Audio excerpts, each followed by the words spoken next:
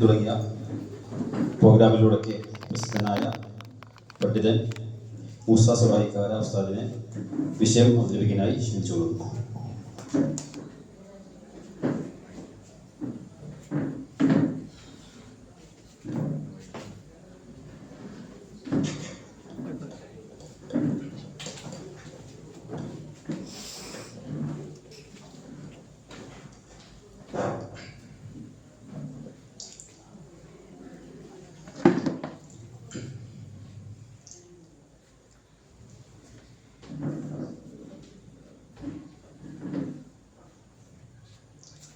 السلام عليكم ورحمة الله وبركاته.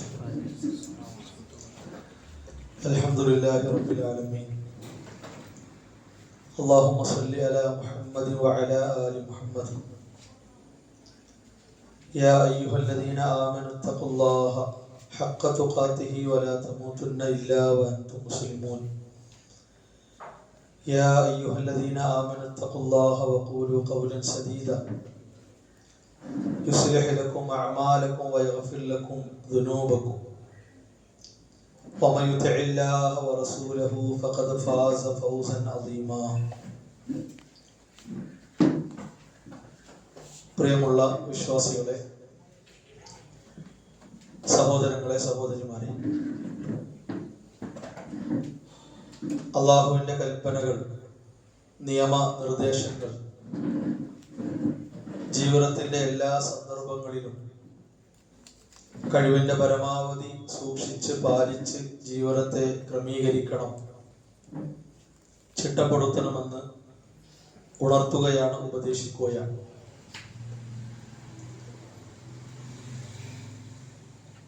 വളരെ പ്രാധാന്യമുള്ള സദസ്സിലാണ്, സംഗമത്തിലാണ് നാം എല്ലാവരും ഒരുമിച്ചിട്ടുള്ളത്. ഈ ഒത്തുകൂടലിന്റെ ലക്ഷ്യം പൂർത്തിയാക്കപ്പെടാനും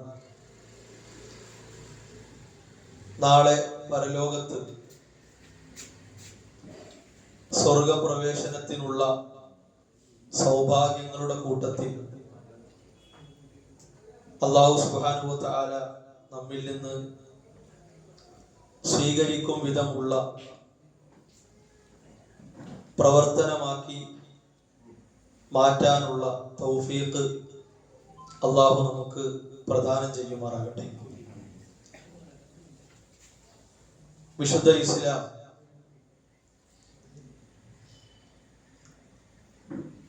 വളരെ മഹത്വവും മൂല്യവും കണക്കാക്കിയിട്ടുള്ള കാര്യമാണ് അറിവ് നേടുക, സമ്പാദിക്കുക എന്നത്. വിശ്വാസികൾ എല്ലാ ദിവസവും പ്രാർത്ഥിക്കാൻ പഠിപ്പിക്കപ്പെട്ട പ്രാർത്ഥനയിൽ തന്നെ അല്ലാഹുമ്മ ഇന്നി അസ്അലുക ഇൽമൻ നാഫിഅ എന്നാണ്. അല്ലാഹുവേ, ഞാൻ നിന്നോട് നാഫിആയ അറിവിനെ ചോദിക്കുന്നു. അടിവരയിട്ട് നാം മനസ്സിലാക്കേണ്ട ഒരു പ്രാർത്ഥനയാണിത്. കേവലമായ അറിവല്ല, നാഫിആയ ഗുണമുള്ള, ഉപകാരമുള്ള അറിവിനെ ചോദിക്കുന്നു എന്നാണ്. നാം കേൾക്കുന്ന കാര്യം ഉപകാരപ്രദമാകണമെങ്കിൽ ആ കാര്യത്തെ മനസ്സിലാക്കുക എന്നത് വളരെ പ്രധാനമാണ്. കേൾക്കുക എന്നത് എല്ലാവരെ കൊണ്ടും സാധിക്കുന്ന കാര്യമാണ്. മനസ്സിലാക്കി മുന്നോട്ട് പോവുക എന്നത് വളരെ ശ്രദ്ധയോടെ, താല്പര്യത്തോടെ കേൾക്കുന്നവർക്ക് മാത്രം സാധിക്കുന്ന വിഷയമാണ്. അതുകൊണ്ട് അല്ലാഹുവിന്റെ ദീൻ പഠിപ്പിച്ച അടിസ്ഥാനപരമായ വളരെ മർമ്മ പ്രാധാന്യമുള്ള വിഷയത്തെ സംബന്ധിച്ചാണ് ഇൻഷാ അല്ലാഹ് അല്പം ചില കാര്യങ്ങൾ നിങ്ങളുടെ ശ്രദ്ധയിൽപ്പെടുത്താനുള്ളത്. അല്ലാഹു സുബ്ഹാനഹു വ തആല ഫിത്രത്തിൽ തന്നെ അഥവാ പ്രകൃതിയിൽ തന്നെ മനുഷ്യരിൽ ഉറപ്പിച്ചിട്ടുള്ള,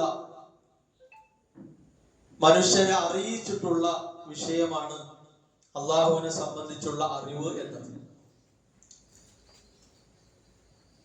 മനുഷ്യരിൽ അള്ളാഹുവിനെ അറിയാത്തവരായി ലോകത്താരും ഉണ്ടായിട്ടില്ല.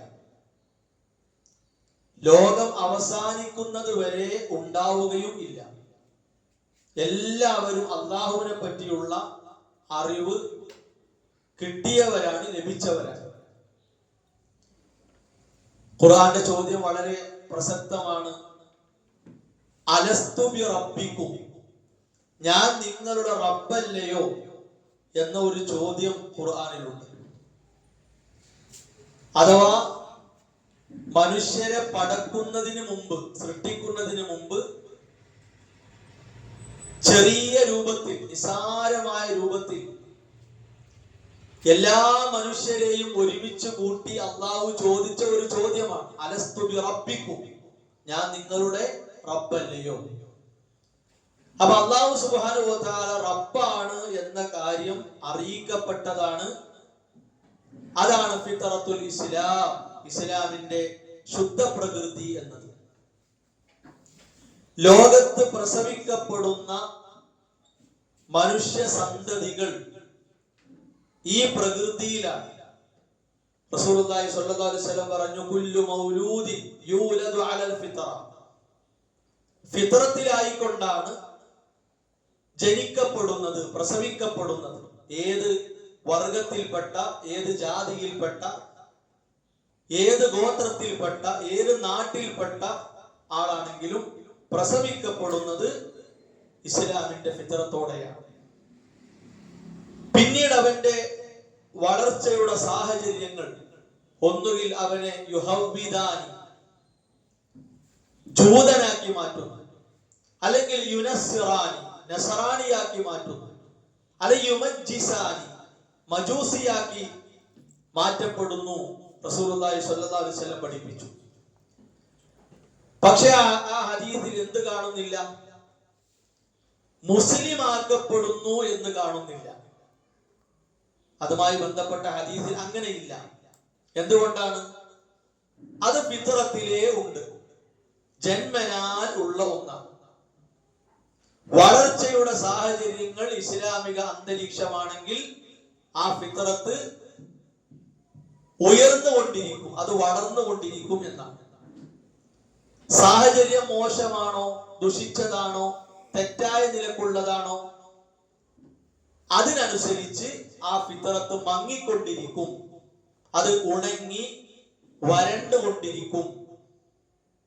പിന്നീട് അവന്റെ വളർച്ചക്കനുസരിച്ച് പല മാർഗങ്ങളിലേക്കും പല വഴികളിലേക്കും അവൻ നയിക്കപ്പെടും. വിശ്വാസികൾ പ്രാർത്ഥിക്കാൻ പഠിപ്പിക്കപ്പെട്ട പ്രാർത്ഥനകളുടെ പ്രത്യേകത നോക്കൂ നിങ്ങൾ. നമുക്ക് എപ്പോഴും അള്ളാഹു തന്ന ഹിദായത്തിനൊരു പുതുമയുണ്ട് എന്ന നിലക്കുള്ള പ്രാർത്ഥനകളാണ് ഇതുമായി ബന്ധപ്പെട്ട് പഠിപ്പിക്കപ്പെട്ട പ്രാർത്ഥനകളെല്ലാം.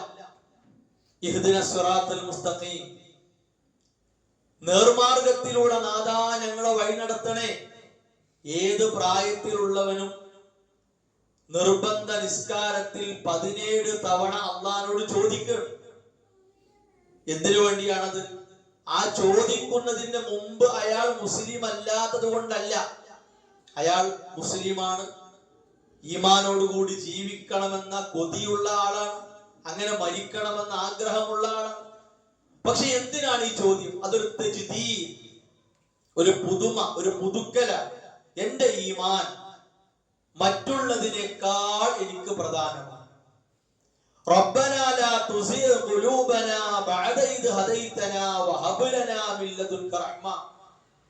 അല്ലാഹുവേ, നീ നൽകിയ ഹിദായത്തിനെ ഞങ്ങളുടെ മനസ്സുകളിൽ നിന്ന് വലിച്ചെടുക്കരുത്, ഊരിയെടുക്കരുത് നാഥാ. റബ്ബനാ എന്ന് വിളിച്ചുകൊണ്ട് നാം പ്രാർത്ഥിക്കുന്ന കാര്യമാണ്. റസൂലുള്ളാഹി സ്വല്ലല്ലാഹു അലൈഹി വസല്ലം പഠിപ്പിച്ചു, അല്ലാഹുമ്മ യാ മുഖല്ലിബൽ ഖുലൂബ്, ഹൃദയങ്ങളെ മാറ്റിമറിക്കുന്ന അല്ലാഹുവേ. അല്ലാഹുമ്മ യാ മുസർരിഫൽ ഖുലൂബ്, ഹൃദയങ്ങളെ കൈകാര്യം ചെയ്യുന്ന അല്ലാഹുവേ. അല്ലാഹുമ്മ അസ്ലിഹ് ലി ദീനി, അല്ലാഹുവേ എന്റെ മതത്തെ എനിക്ക് നന്നാക്കി തരണം നാഥ. അല്ലാഹുമ്മ ഇന്നി അസ്അലുകൽ ഹുദാ, അല്ലാഹുവേ ഞാൻ നിന്നോട് നേർമാർഗത്തെ ചോദിക്കും. എത്ര പ്രാർത്ഥനകളാണ് ഇതെല്ലാം! ഹിദായത്തിന്റെ, നമ്മുടെ ഈമാനിന്റെ, തൗഹീദിന്റെ, നാം നിർവഹിക്കേണ്ട ഇബാദാത്തുകൾ, ആരാധനകൾ, അതിന്റെ ഒരു പുതുമയെ, ഒരു തെളിച്ചത്തെയാണ് ഈ പ്രാർത്ഥനകളെല്ലാം നമ്മെ അറിയിക്കുന്നത്. പ്രാർത്ഥനകൾ കൈവിടാതെ നിരന്തരം പ്രാർത്ഥിച്ചുകൊണ്ടുള്ള ജീവിതമാണ് വിശ്വാസികളായ നമ്മുടെ ജീവിതത്തിൽ എപ്പോഴും ഉണ്ടാകേണ്ടത്. ഈ കാര്യങ്ങളെ ശ്രദ്ധിക്കാൻ ആർക്ക് മാത്രമേ സാധിക്കുള്ളൂ? അള്ളാഹുവിനെ അറിയേണ്ട വിധം, മനസ്സിലാക്കേണ്ട വിധം ജീവിക്കുന്നവർക്കേ സാധിക്കുള്ളൂ. ഇപ്പൊ ലോകത്ത് എത്ര മുസ്ലിങ്ങളുണ്ട്? ഭൂരിപക്ഷം ഇസ്ലാമിന് വിരുദ്ധമായി ജീവിക്കുന്ന മുസ്ലിം നാമധാരികളാണ്.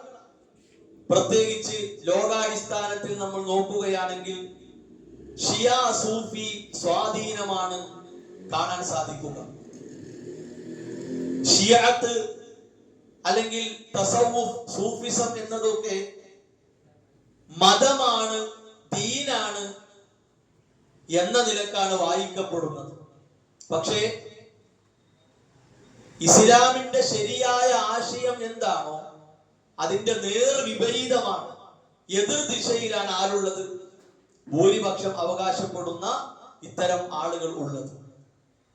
അവരെ നോക്കി അതാണ് ദീൻ, അതാണ് മതം എന്ന് തീരുമാനിക്കപ്പെടുകയാണെങ്കിൽ എളുപ്പമാണ്.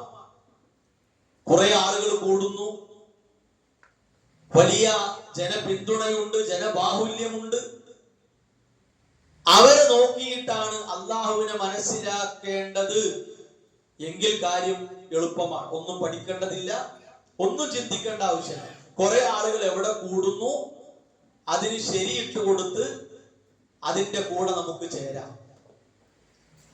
അതാണ് മാനദണ്ഡമെങ്കിൽ ഒരുപാട് നിഷിദ്ധങ്ങളെ നമുക്ക് അനുവദനീയമാക്കേണ്ടി വരും.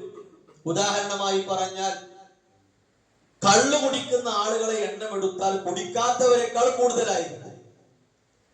അപ്പൊ ആൾബലം നോക്കലാണ് മാനദണ്ഡമെങ്കിൽ കള്ളുകുടി ഹറാമല്ല, അത് ഹലാലാണ്, അനുവദനീയമാണ്. പലിശയുടെ വിഷയമെടുക്കുക, ഏത് നിഷിദ്ധങ്ങളുടെ കാര്യം എടുത്താലും ആള് കൂടുന്നു, ജനങ്ങൾ ഒത്തുകൂടുന്നു എന്നതാണ് മാനദണ്ഡമെങ്കിൽ നമുക്ക് ഓരോ കാര്യങ്ങളെയും പെട്ടെന്ന് തീരുമാനമാക്കാം. അങ്ങനെ ഒരു മാനദണ്ഡം വിശുദ്ധ ഇസ്ലാം നമ്മുടെ മുമ്പിൽ വെച്ചിട്ടില്ല. അള്ളാഹുവിനെ മനസ്സിലാക്കാൻ, അള്ളാഹുവിനെ അറിയാൻ അള്ളാഹു തന്നെ നമ്മുടെ മുമ്പിൽ വെച്ച കാര്യങ്ങൾ എന്താണ്?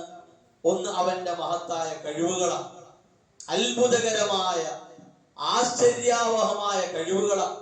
ആകാശങ്ങൾ, അതുപോലെ ഭൂമികൾ, സസ്യങ്ങൾ, ജന്തുക്കൾ, മനുഷ്യവർഗം, നമ്മൾ കാണുന്നതും കാണാത്തതുമായ ഒരുപാട് സൃഷ്ടികൾ, അവരിലൂടെ അള്ളാഹുവിനെ അറിയുക. അതുപോലെ അള്ളാഹുവിന്റെ അസ്മാഉകൾ, നാമങ്ങൾ, അവന്റെ ഉത്കൃഷ്ടമായ വിശേഷണങ്ങൾ, അതിലൂടെ അള്ളാഹു സുബ്ഹാനഹു വ തആലയെ അറിയുക. അള്ളാഹു ഏക ആരാധ്യനാണ്. കലിമത്തു ഷഹാദ, ലാ ഇലാഹ ഇല്ലല്ലാഹ്, ആരാധനക്കർഹനായി അള്ളാഹു അല്ലാതെ ആരുമില്ല എന്ന ഇസ്ലാമിന്റെ തൗഹീദിന്റെ അടിത്തറ, ഏകദൈവ ആരാധന, അതിന്റെ അടിത്തറ, അതിന്റെ അടിവേര്, അതിന്റെ ജീവൻ, ആരാധന അള്ളാഹുവിന് മാത്രം. ഇത് അറിയുക, ഇത് ഉൾക്കൊള്ളുക എന്നതാണ് നമ്മുടെ ജീവിതത്തിന്റെ പ്രഥമ ലക്ഷ്യം. നാം പ്രധാനമായും ആർജിക്കേണ്ട കാര്യം അതാണ്. അള്ളാഹുവിനെ അറിഞ്ഞു, അല്ലെങ്കിൽ അള്ളാഹു ഉണ്ട് എന്നൊക്കെ മനസ്സിലാക്കി നമുക്ക് വേണ്ടതെല്ലാം ഒരുക്കി തരുന്നവൻ അള്ളയാണ് എന്ന് ഉത്തരം കൊടുക്കാൻ സാധിച്ചു, അതല്ല ലാ ഇലാഹ ഇല്ലല്ലയുടെ അർത്ഥം. അങ്ങനെയായിരുന്നെങ്കിൽ റസൂലുള്ളാഹി സ്വല്ലല്ലാഹു അലൈഹി വസല്ലമയുടെ കാലഘട്ടത്തിലെ അവിശ്വാസികൾ അവർ ഒരിക്കലും അള്ളാഹുവിൽ പങ്കു ചേർക്കുന്നവരാണ്, അള്ളാഹുവിനെ നിഷേധിക്കുന്നവരാണ്. ലക്കും ദീനുക്കും വലിയ ദീൻ, നിങ്ങൾക്ക് നിങ്ങളുടെ മതം, എനിക്ക് എന്റെ മതം എന്ന് റസൂലുള്ളാഹി സ്വല്ലല്ലാഹു അലൈഹി വസല്ലമ പറയേണ്ട ആവശ്യമില്ലായിരുന്നു. കാരണം അവരെ ഉത്തരം, ആകാശങ്ങളെ ആര് സൃഷ്ടിച്ചു, ഭൂമിയെ ആര് സൃഷ്ടിച്ചു, മഴ ആരാണ് നൽകുന്നത്, ലോകം നിയന്ത്രിക്കുന്നത് ആരാണ്, എല്ലാ ചോദ്യങ്ങൾക്കും ഉത്തരം അല്ലാഹ് എന്നായിരുന്നു.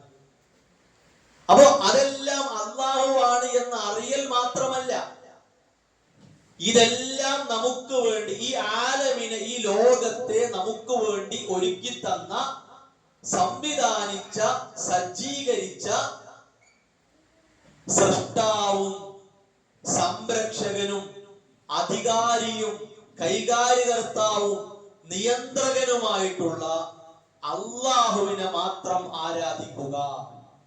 അതാണ് ഏറ്റവും പ്രധാന ലക്ഷ്യം. ആരാധന അള്ളാഹുവിന് കൊടുക്കുക എന്നതാണ് ഏറ്റവും മുഖ്യമായ മർമ്മ പ്രാധാന്യമുള്ള കാര്യം. അതാണ്. ഇത് മനസ്സിലാക്കാനും ഉൾക്കൊള്ളാനും ലോകത്ത് പല ആളുകൾക്കും ഒരു ഞെരുക്കം, ഒരു വല്ലാത്ത കുടുസത ഉണ്ടായിട്ടുണ്ട്. റസൂലുള്ളാഹി സ്വല്ലല്ലാഹു അലൈഹി വസല്ലം നോക്കൂ നിങ്ങൾ, തന്റെ കുടുംബത്തിൽപ്പെട്ട മുഴുവൻ ആളുകളെയും വിളിച്ചു ചേർത്തു. ഓരോ ഗോത്രങ്ങളെ പ്രത്യേകം സഫാ കുന്നിന്റെ അടിയിലേക്ക്, താഴ്ഭാഗത്തേക്ക് വിളിച്ചു ചേർത്തു. പ്രത്യേകം പേരെടുത്ത് അവരെ വിളിച്ചു. അവരോട് ഈ സന്ദേശം അള്ളാഹുവിന്റെ നിർദ്ദേശപ്രകാരം കൈമാറി. ആരാധനക്കർഹൻ അള്ളാഹു മാത്രമുള്ളൂ എന്ന സന്ദേശം കൈമാറി. ഉടനെ അവരെ ചോദ്യം എന്തായിരുന്നു? എല്ലാ ആലിഹത്തുകളെയും, എല്ലാ ആരാധ്യന്മാരെയും നീ ഒന്നാക്കി മാറ്റുകയാണോ? ഇന്ന ഹാദാ ശൈഉൻ ഉജാബ്. ഇതൊരു അത്ഭുതകരമായ കാര്യമാണ്. കാരണം ഞങ്ങളുടെ പൂർവികർ ഞങ്ങൾക്ക് കൈമാറിയ രീതി എന്താണ്? അള്ളാഹുവിലേക്ക് അടുക്കണമെങ്കിൽ ഇടയിൽ കുറെ ആരാധ്യന്മാരുടെ ആവശ്യമുണ്ട്, കുറെ മധ്യവർത്തികൾ വേണം. അവർക്ക് ലാത്ത, അതുപോലെ തന്നെ മനാത്ത, ഉസ്സ, ഹുബുല് പോലെ നിർമ്മിക്കപ്പെട്ട വിഗ്രഹങ്ങൾ, ആരാധ്യ വസ്തുക്കൾ ഉണ്ടായിരുന്നു. അപ്പൊ അതിൽ ഓരോന്നിനെയും മുമ്പിൽ വെച്ചുകൊണ്ട് അള്ളാഹുവിലേക്ക് അടുക്കുക എന്ന രീതിയാണ് അവർ പഠിപ്പിക്കപ്പെട്ടിട്ടുള്ളത്. അവരുടെ കുടുംബ പാരമ്പര്യത്തിലൂടെ കൈമാറി കിട്ടിയ കാര്യം അതാണ്. എന്നാലോ അവർ പിൻപറ്റി വരേണ്ട ഒരു മില്ലത്തുണ്ടായിരുന്നു, ഒരു പാതയുണ്ടായിരുന്നു. അത് ഇബ്രാഹിം നബി അലൈഹിസ്സലാമയുടെ പാതയാണ്, മാർഗമാണ്. ആ മാർഗത്തെ അവർ അവഗണിച്ചു. അവരുടെ ആബാഹുകൾ, അവരുടെ പൂർവികർ, അവരുടെ വല്യപ്പമാർ, അജിതാദുകൾ കാണിച്ചു കൊടുത്ത, കൈമാറിക്കൊടുത്ത ഒരു മാർഗം, അതിലൂടെ അവർ കാര്യങ്ങളെ സ്വീകരിച്ചു പോരുന്ന രീതി ഉണ്ടായി. ഖുർആൻ അവിടെ പറഞ്ഞു, അവർക്ക് മുമ്പ് കഴിഞ്ഞവർ അറിവില്ലാത്തവരാണെങ്കിലും ഇവർക്ക് പ്രശ്നമില്ല. അവർ അജ്ഞതയിൽ വിവേകമില്ലാത്തവരായി പ്രവർത്തിച്ച ആളുകളാണ് എന്നത് ഈ അവിശ്വാസികൾക്ക് എന്തല്ല, ഒരു കുഴപ്പമുള്ള വിഷയം തന്നെയല്ല. ആ അജ്ഞതയോ അറിവില്ലായ്മയോ അവർക്ക് തടസ്സമായി മാറിയിട്ടില്ല. അപ്പോ അള്ളാഹു എല്ലാം സംവിധാനിച്ച് ഒരുക്കി തന്നവനാണ് എന്ന അറിവ് മാത്രം പോരാ, മറിച്ച് എന്ത് വേണം? ഇതെല്ലാം നമുക്ക് ഒരുക്കി തന്ന, നമുക്ക് ഇവിടെ സജ്ജമാക്കി തയ്യാറാക്കി തന്ന അള്ളാഹുവിനെ ആരാധിക്കുക എന്നതാണ് ഏറ്റവും മർമ്മപ്രധാനമായ കാര്യം. ഇപ്പൊ സൂറത്തുൽ ഫാത്തിഹ മാത്രം നമ്മൾ എടുക്കുക. ആ സൂറത്തിന്റെ ആരംഭം നോക്കൂ നിങ്ങൾ, അൽഹംദുലില്ലാഹി റബ്ബിൽ ആലമീൻ. ലോകത്തിന്റെ റബ്ബിനാണ് സർവസ്തുതിയും എന്ന. ലോകം എന്ന് പറഞ്ഞാൽ ആകാശ ഭൂമി ലോകങ്ങൾ മുഴുവൻ അതിൽപ്പെട്ടു. അഥവാ അള്ളാഹുവിന്റെ സൃഷ്ടികളായി എന്തൊക്കെയുണ്ടോ അതെല്ലാം ലോകം എന്നതിന്റെ പരിധിയിലാണ്. അതുകൊണ്ടാണ് പണ്ഡിതന്മാർ ആലം എന്ന വാക്കിന് വിശദീകരണം കൊടുത്തപ്പോൾ കുല്ലുമാ സിവല്ലാഹ്, അല്ലാഹ് ഒഴികെയുള്ളതെല്ലാം ആലമാണ്. അപ്പൊ ആലമിന് പുറത്തുള്ളത്, ലോകം എന്നതിന് പുറത്തുള്ള ശക്തി ആര് മാത്രമേ ഉള്ളൂ? അല്ലാഹ് മാത്രം. രണ്ടാമതൊരു ശക്തിയില്ല. രണ്ടാമതൊരാൾക്ക് അതിൽ പങ്കില്ല. അള്ളാഹുവിന്റെ സമീപസ്ഥരായ മലക്കുകൾ അവർക്ക് പങ്കില്ല. അള്ളാഹുവിന്റെ സൃഷ്ടികളിൽ ഉത്തമരായിട്ടുള്ള പ്രവാചകന്മാർ, ആ പ്രവാചകന്മാരിൽ എന്ന് വേണ്ട അള്ളാഹുവിന്റെ സൃഷ്ടികളിൽ അഫ്ളലായ അശറഫായ റസൂലുള്ളാഹി സ്വല്ലല്ലാഹു അലൈഹി വസല്ലമക്ക് പോലും എന്തില്ല? അള്ളാഹുവിന്റെ കഴിവിലോ അള്ളാഹുവിന്റെ പ്രവൃത്തിയിലോ അള്ളാഹുവിന്റെ നാമങ്ങളിലോ അള്ളാഹുവിന്റെ വിശേഷണങ്ങളിലോ യാതൊരുവിധ പങ്കും ഇല്ല. നമ്മൾ കാണാത്ത എന്നാൽ ഭൗതിക ലോകത്തുള്ള മലക്കുകളാകട്ടെ ജിന്നുകളാകട്ടെ ആർക്കുമില്ല. ജന്തുക്കളാകട്ടെ സസ്യങ്ങളാകട്ടെ പ്രാണികളാകട്ടെ മണ്ണിനടിയുള്ളതാകട്ടെ ഇനി വായു ലോകത്ത് നമ്മൾ കാണാത്ത ഏതൊക്കെ സൃഷ്ടികളുണ്ട്, അവക്കൊന്നും എന്തില്ല? അള്ളാഹു ഇടപെടുന്ന വഴിയിലൂടെ ഇടപെടാനുള്ള കഴിവോ ശക്തിയോ ഇല്ല. അള്ളാഹു അത്തരം ഒരു പങ്കാളിയെ സ്വീകരിച്ചിട്ടില്ല. അപ്പോ സൃഷ്ടാവല്ലാത്ത എല്ലാം അഥവാ മഖ്ലൂഖാത്ത് സൃഷ്ടികൾ ഏതൊക്കെയുണ്ടോ അതെല്ലാം ആലമിന്റെ ഉള്ളിലാണ്. അതിൽ നമ്മൾ കാണുന്നതുണ്ടാകും, കാണാത്തതുണ്ടാകും. മനുഷ്യരായ നമ്മെ സംബന്ധിച്ച് കാണാത്ത ഒരുപാട് സൃഷ്ടികളുണ്ട്. ഇപ്പൊ മനുഷ്യർ തമ്മിൽ തന്നെ കാണാതിരിക്കുന്ന അവസ്ഥയുണ്ട്. ഇപ്പൊ നമ്മുടെ ഓരോരുത്തരുടെയും പിറകിൽ എന്ത് സംഭവിക്കുന്നു നമ്മൾ കാണുന്നില്ല. ഈ ചുമരിന്റെ അപ്പുറത്ത് എന്ത് നടക്കുന്നു നമ്മൾ കാണുന്നില്ല. കോട്ടയം ടൗണിൽ ഓരോ സ്ഥലങ്ങളിലും എന്ത് നടക്കുന്നു നമ്മൾ കാണുന്നില്ല. നമ്മുടെ വീടിനകത്ത് എന്ത് നടക്കുന്നു, നമ്മുടെ കച്ചവട സ്ഥലത്ത് ജോലി സ്ഥലത്ത് ഇപ്പോൾ എന്ത് സംഭവിക്കുന്നു നമ്മൾ കാണുന്നില്ല, അറിയുന്നില്ല. അതെല്ലാം നമ്മെ അപേക്ഷിച്ച് നമ്മെ സംബന്ധിച്ച് കാണാത്ത നിലക്കുള്ള കാര്യങ്ങളാണ്. ഇത് ഒരു അറിവിന്റെ സദസ്സാണ്.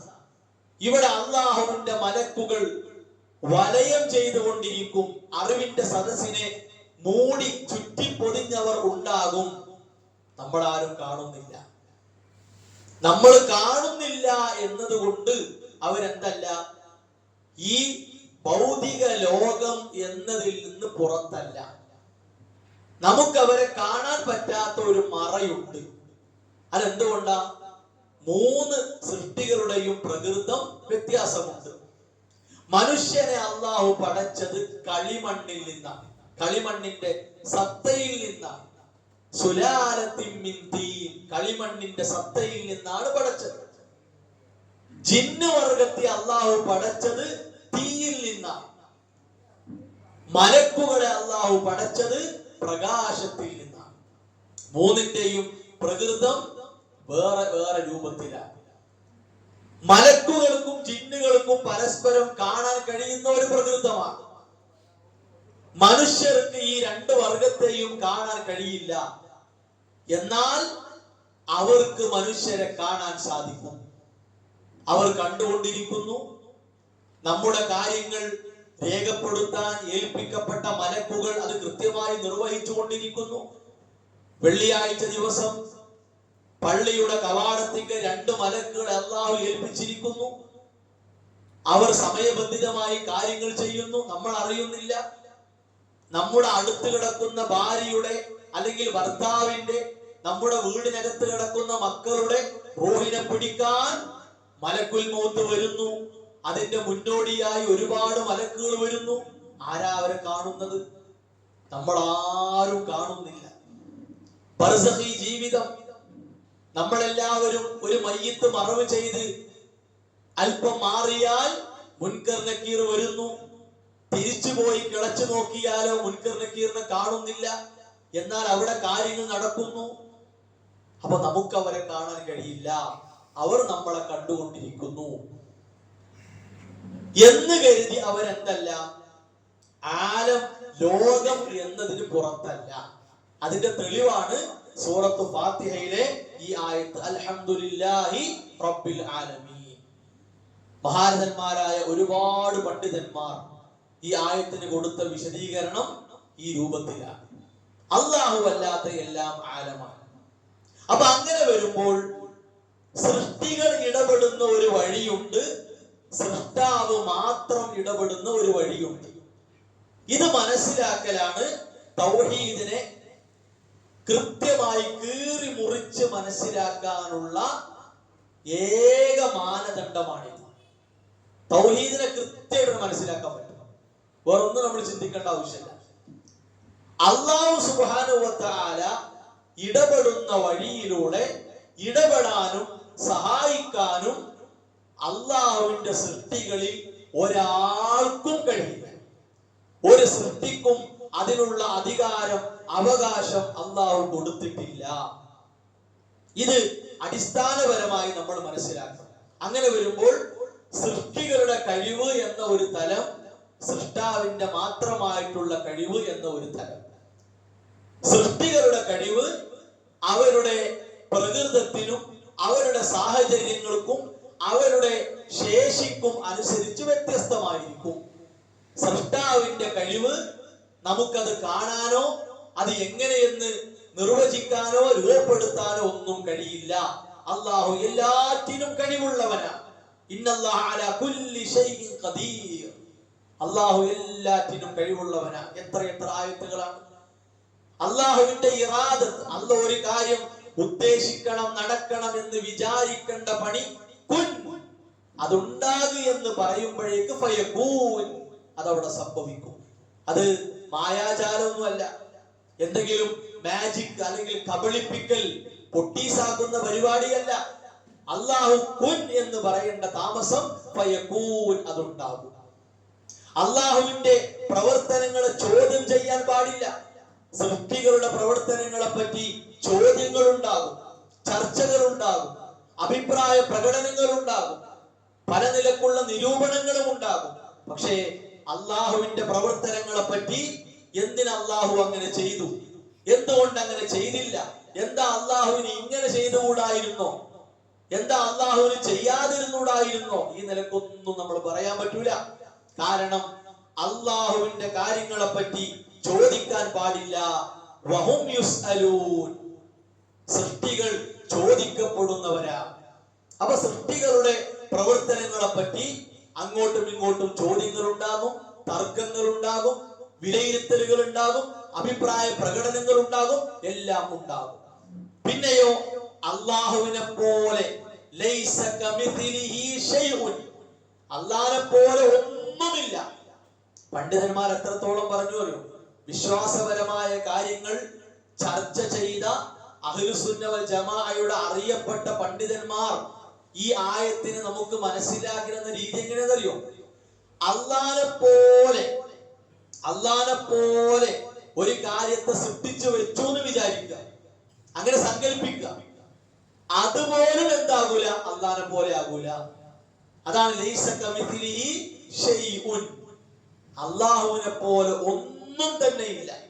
വലം യകുൽ ലഹു കുഫുവൻ അഹദ്, അല്ലാഹുവിന് തുല്യരായി സമമായി ഒന്നും തന്നെ ഇല്ല എന്ന് അല്ലാഹുവിനെ പരിചയപ്പെടുത്തി വിശുദ്ധ ഖുർആൻ നമ്മളെ പഠിപ്പിച്ചതാണ്.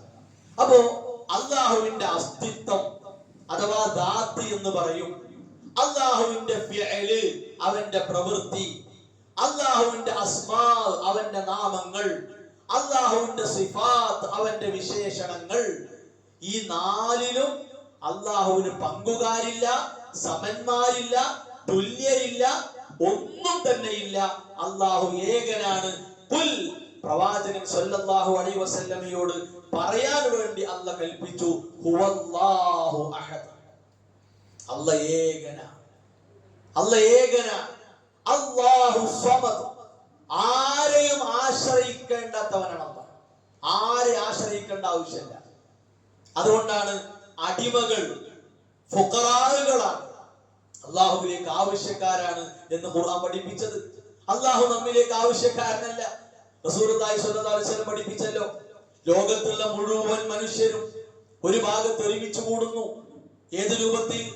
ആ മനുഷ്യരുടെ കൂട്ടത്തിൽ അലാ അത്ഖാറജിൽ, ഏറ്റവും സൂക്ഷ്മത കാണിക്കുന്ന ഒരാളുടെ, ഏറ്റവും സൂക്ഷ്മത കാണിക്കുന്ന ഒരാളുടെ മനസ്സോടുകൂടി ലോകത്തുള്ള എല്ലാ മനുഷ്യരും ഒരുമിച്ച്, എല്ലാവരും ഒരേ സൂക്ഷ്മത കാണിക്കുന്ന ആളുകൾ. അള്ളാഹുവിന്റെ അധികാരത്തിൽ ഒന്നും വർദ്ധിക്കുകയില്ല എന്ന് റസൂലുള്ളാഹി സ്വല്ലല്ലാഹു അലൈഹി വസല്ലം പറഞ്ഞു.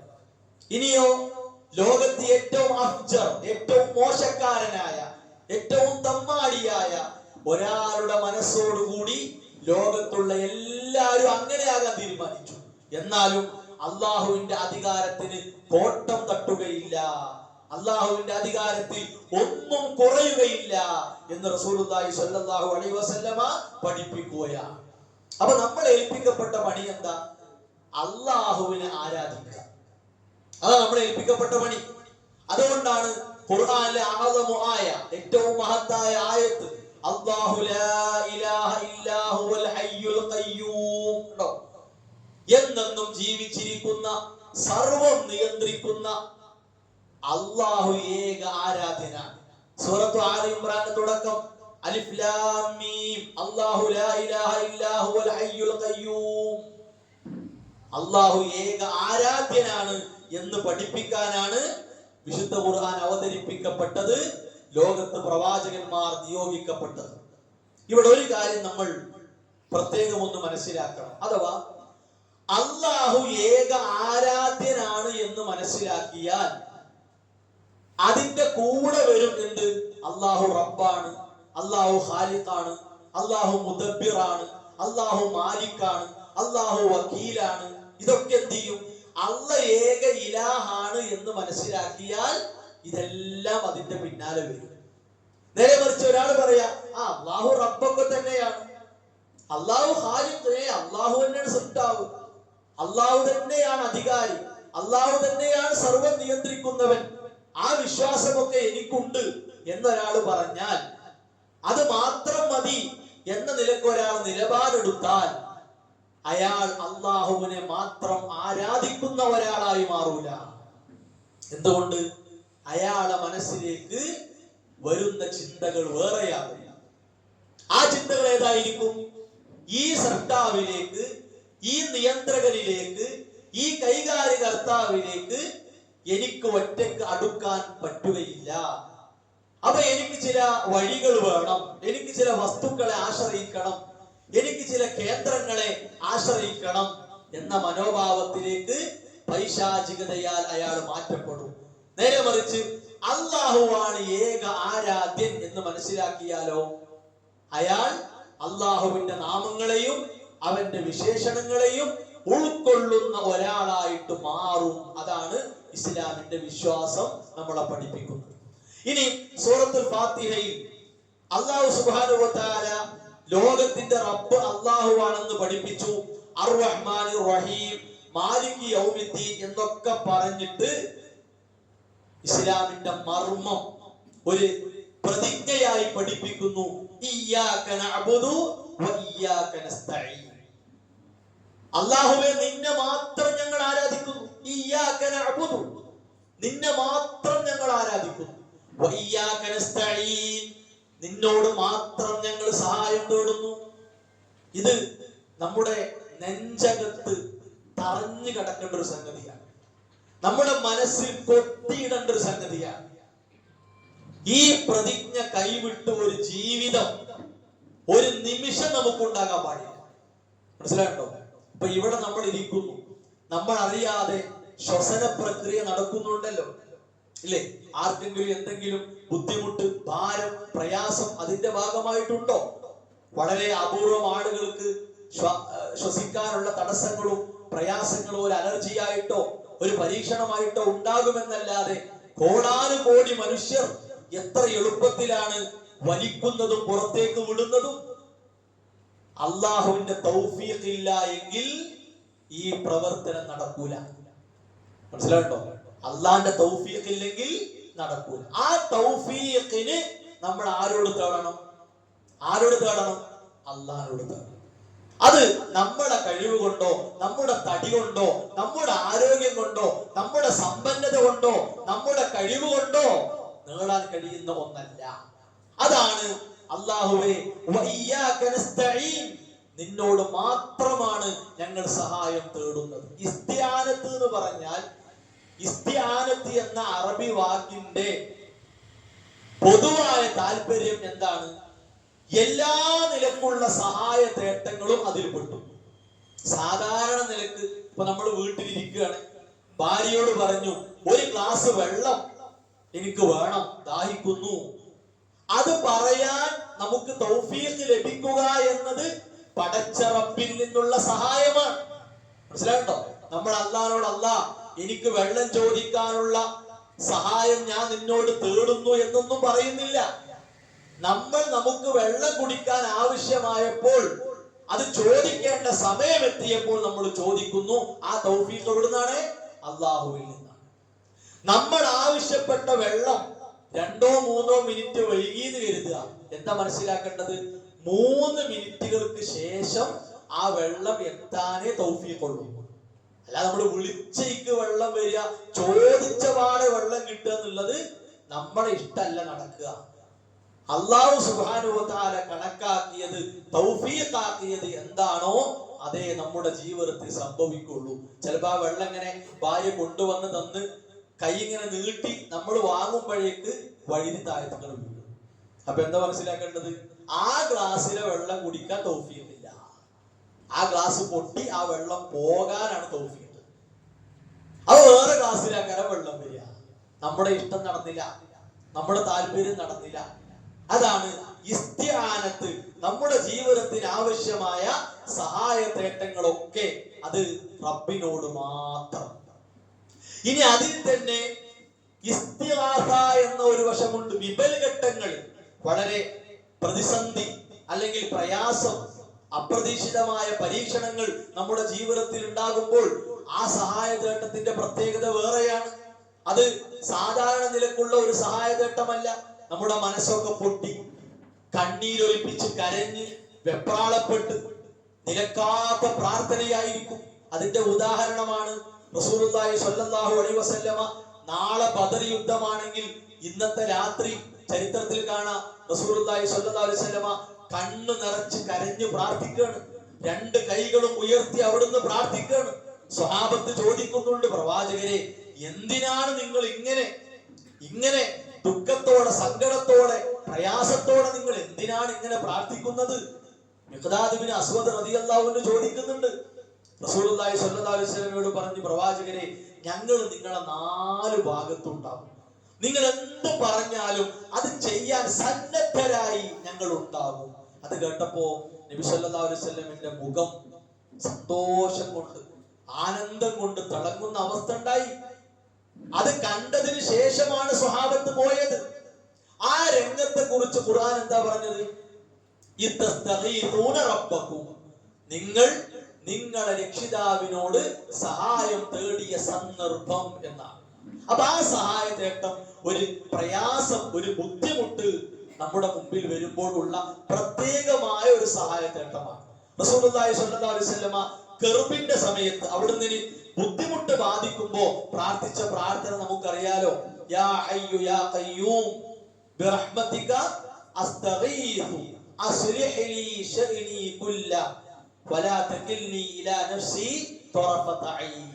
ആ ഹദീസിൽ അസ്തഗീഥു എന്ന് പ്രത്യേകം വന്നു. അതാണ് അസ്തഗീഥു. വിപൽഘട്ടത്തിൽ ഒരു ബുദ്ധിമുട്ടുണ്ടാകുമ്പോൾ കാവൽ തേടുക, സഹായം തേടുക എന്നതാണ്. റസൂലുള്ളാഹി സ്വല്ലല്ലാഹു അലൈഹി വസല്ലം തേടിയത് യാ ഹയ്യു യാ ഖയ്യൂം, എന്നെന്നും ജീവിച്ചിരിക്കുന്ന, അതേപോലെ തന്നെ എല്ലാം നിയന്ത്രിക്കുന്ന അല്ലാഹ്, നിന്റെ റഹ്മത്ത് കൊണ്ട് ഞാനിതാ നിന്നോട് സഹായം തേടുന്നു. എന്റെ കാര്യങ്ങൾ നന്നാക്കിത്താ. ഒരു കണ്ണ് ചിമ്മി തുറക്കുന്ന സമയത്തേക്ക് പോലും എന്റെ കാര്യത്തെ നീ എന്നെ ഏൽപ്പിക്കരുതേ. അത്ര ദുർബലരാണ് നമ്മൾ.